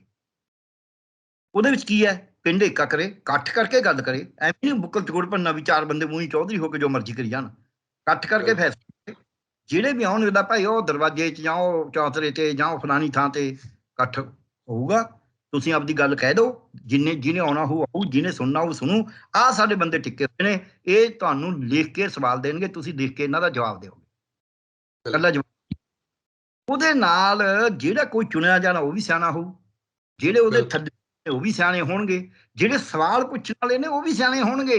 ਸ਼ੇਖ ਸ਼ਾਦੀ ਨੇ ਕਿਹਾ ਹੈ ਕਿ ਅੱਲੇ ਕੀ ਆਂਖੋਂ ਕੀ ਇਬਾਰਤ ਪੜ੍ਹ ਕੇ ਹਮ ਉਸਤਾਦ ਬਣ ਬੈਠੇ। ਜਦ ਕੋਈ ਬੰਦਾ ਮੈਨੂੰ ਆ ਕੇ ਸਵਾਲ ਕਰਦਾ ਡਾਕਟਰ ਨੂੰ ਵੀ ਤੁਸੀਂ ਆਹ ਇਲਾਜ ਕਰਿਆ ਸੀ ਜੀ, ਮੈਂ ਠੀਕ ਨਹੀਂ ਹੋਇਆ, ਤਾਂ ਮੈਨੂੰ ਕਿਤਾਬਾਂ ਫਰੋੜਨੀਆਂ ਪੈਂਦੀਆਂ ਨੇ, ਸੋਚਣਾ ਪੈਂਦਾ, ਨਹੀਂ ਲਿਖਦੀ ਦਵਾਈ ਮੈਂ ਕੀ ਲੈਣਾ, ਯਾਰ ਇਹ ਤਾਂ ਠੀਕ ਨਹੀਂ ਹੋਇਆ। ਸੋ ਸਵਾਲ ਬਹੁਤ ਵੱਡੀ ਗੱਲ ਹੈ। ਸੋ ਆਪਾਂ ਸਵਾਲ ਕਰਨਾ ਸਿੱਖੀਏ। ਕਿਸੇ ਨੇ, ਕਵੀ ਨੇ ਲਿਖਿਆ ਹੈ, ਆਈ ਹੈਵ 6 ਸਰਵਿੰਗ ਮੈਨ। ਉਹ ਕਹਿੰਦਾ why, what, when, how and where, ਕਿਉਂ, ਕਿਵੇਂ, ਕਦ, ਕਿੱਥੇ, ਇਹ ਦੱਸਣਾ। ਠੀਕ ਹੈ। ਸੋ ਇਸ ਕਰਕੇ ਆਪਾਂ ਸਵਾਲ ਕਰਨਾ ਸਿੱਖੀਏ। ਸਹੀ ਕਿਹਾ ਤੁਸੀਂ, ਆਪਣਾ ਏਜੰਡਾ ਬਣਾਈਏ, ਉਹ ਪੰਜਾਬ ਦਾ ਹੋਵੇ ਕਾਮਨ, ਪਰ ਹਰ ਪਿੰਡ ਹਰ ਵਾਰਡ ਆਪਦੇ ਤਰੀਕੇ ਨਾਲ ਉਹਨੂੰ ਪੇਸ਼ ਕਰੇ, ਕਿ ਉਹਦੇ ਵਿੱਚ ਵਲੰਟੀਅਰਾਂ ਦੀਆਂ ਕਮੇਟੀਆਂ ਬਣਨ, ਉਹ ਕਮੇਟੀਆਂ ਸਵਾਲ ਕਰਨ। ਬਿਲਕੁਲ। ਕਿਸੇ ਨਾਲ ਗਲਤ ਕਰਨ ਦੀ ਲੋੜ, ਸ਼ਾਂਤਮਈ ਹਮੇਸ਼ਾ ਜਿੱਦੇ ਆਏ ਨੇ। ਔਰ ਇਹ ਵੀ ਇੱਕ ਸ਼ਾਂਤਮਈ ਤਰੀਕਾ ਵੀ ਕੋਈ ਨਹੀਂ, ਜੇ ਸਾਡੇ ਪਿੰਡ ਤੁਸੀਂ ਜੇ ਬੋਲਣਾ ਤਾਂ ਉੱਥੇ ਬੋਲੋਗੇ, ਨਹੀਂ ਅਸੀਂ ਸਾਰਾ ਪਿੰਡ ਦਾ ਇੱਕ ਹੈ, ਵੀ ਅਸੀਂ ਤੁਹਾਨੂੰ ਪਿੰਡ 'ਚ ਨਹੀਂ ਅਸੀਂ ਬੋਲਣ ਦੇਣਾ, ਅਸੀਂ ਤਾਂ ਫਲਾਣੀ ਥਾਂ ਸਾਂਝੀ ਕਰੀ ਹੋਈ ਆ, ਉੱਥੇ ਜਾ ਕੇ ਬੋਲੋ, ਆਹ ਸਾਡੀ ਕਮੇਟੀ ਹੈ, ਅਸੀਂ ਟਿਕ ਕਰੀ ਹੋਈ ਹੈ, ਟਿਕ ਕਰੀ ਹੈ, ਇਹ ਤੁਹਾਨੂੰ ਸਵਾਲ ਪੁੱਛੂ, ਲਿਖ ਕੇ ਤੁਸੀਂ ਲਿਖ ਕੇ ਜਵਾਬ ਦਿਓ। ਇਹ ਨਾਲ ਬੜਾ ਵੱਡਾ ਅੰਤਰਾ ਹੈ, ਜਿਹੜਾ ਦੇਖਣ ਨੂੰ ਨਹੀਂ ਲੱਗੇਗਾ। ਜਿਵੇਂ ਜਦ ਫਸਲ ਬੀਜਤੀ, ਹਰੀ ਵੀ ਹੋ ਗਈ, ਹਰੀ ਹੋਈ ਨੂੰ ਥੋੜ੍ਹਾ ਬਣ ਜਾਂਦੀ ਉਹ, ਪਰ ਹਰੀ ਹੋਈ ਦਾ ਮਤਲਬ 6 ਮਹੀਨਿਆਂ ਨੂੰ ਕਣਕ ਬਣਨੀ ਹੈ, 4 ਮਹੀਨਿਆਂ ਨੂੰ ਬਣ। ਤੇ ਇਸ ਕਰਕੇ ਆਪਾਂ ਇਹ ਫਸਲ ਬੀਜੇ ਬਾਈ 'ਚ, ਕਿਸਾਨਾਂ ਨੇ ਬੀਜ ਪਾਤਾ, ਆਪਾਂ ਕੋਸ਼ਿਸ਼ ਕਰੀਏ ਇਹਨੂੰ ਪਾਣੀ ਪੂਣੀ ਦੇ ਕੇ, ਇਹਦੇ 'ਚ ਥੋੜ੍ਹੀਆਂ ਉਹ ਜਿਹਨੂੰ ਕਹਿੰਦੇ ਪੁੰਗਰ ਜੇ, ਬਾਈ 'ਚ ਫਸਲ ਪੁੰਗਰ ਸਕਦੀ ਹੈ, ਆਪਾਂ ਪੁੰਗਰਾ ਸਕਦੇ ਹਾਂ। ਜੇ ਆਪਾਂ ਪੁੰਗਰਾ ਲਈ ਨਾ, ਫਿਰ ਆਪਾਂ ਇਹਨੂੰ ਹਾੜੀ ਨੂੰ ਵੱਢਾਂਗੇ। ਬਿਲਕੁਲ ਜੀ, ਸ਼ੁਕਰੀਆ ਡਾਕਟਰ ਸਾਹਿਬ, ਬਹੁਤ ਧੰਨਵਾਦ ਤੁਹਾਡਾ। ਸੋ ਮੇਰੇ ਨਾਲ ਮੌਜੂਦ ਸਨ ਕਿ ਵਿਦਵਾਨ ਡਾਕਟਰ ਪਿਆਰਾ ਲਾਲ ਗਰਗ। ਕਿਸਾਨਾਂ ਦੇ ਸਿਦਕ ਤੇ ਸਿਰੜ ਤੋਂ ਸਬਕ ਲੈਣ ਦੀ ਲੋੜ ਹੈ, ਖਾਸ ਕਰ ਪੰਜਾਬ ਦੇ ਲੋਕਾਂ ਨੂੰ। ਜਦੋਂ ਤੁਸੀਂ ਆਪਣੀ ਹੋਂਦ ਦੇ ਲਈ ਲੜਦੇ ਹੋ ਤਾਂ ਕਿਤੇ ਨਾ ਕਿਤੇ ਤੁਹਾਨੂੰ ਤਿਆਗ ਕਰਨਾ, ਕੁਰਬਾਨੀ ਕਰਨ ਦੇ ਲਈ ਤਿਆਰ ਰਹਿਣਾ ਪੈਣਾ। ਇਸੇ ਦੇ ਵਿੱਚੋਂ ਬਦਲਾਅ ਨਿਕਲਦਾ ਹੈ, ਤੇ ਜੇਕਰ ਤੁਸੀਂ ਬਦਲਾਅ ਚਾਹੁੰਦੇ ਹੋ ਤਾਂ ਸਿਆਸੀ ਵਪਾਰੀਆਂ ਨੂੰ ਪਿੱਛੇ ਧੱਕ ਕੇ ਉਹਨਾਂ ਲੋਕਾਂ ਨੂੰ ਚੁਣੋ, ਉਹਨਾਂ ਲੋਕਾਂ ਨੂੰ ਜਵਾਬਦੇਹ ਬਣਾਓ ਜਿਨ੍ਹਾਂ ਨੂੰ ਤੁਸੀਂ ਚੁਣ ਕੇ ਅੱਗੇ ਕਰਦੇ ਹੋ। ਆਪਣੇ ਵਿਚਾਰ ਕਮੈਂਟ ਜ਼ਰੂਰ ਕਰਿਓ। ਤਖਤ ਪੰਜਾਬ ਨੂੰ ਸਬਸਕ੍ਰਾਈਬ ਕਰੋ। ਮੈਨੂੰ ਇਜਾਜ਼ਤ ਦਿਓ। ਧੰਨਵਾਦ।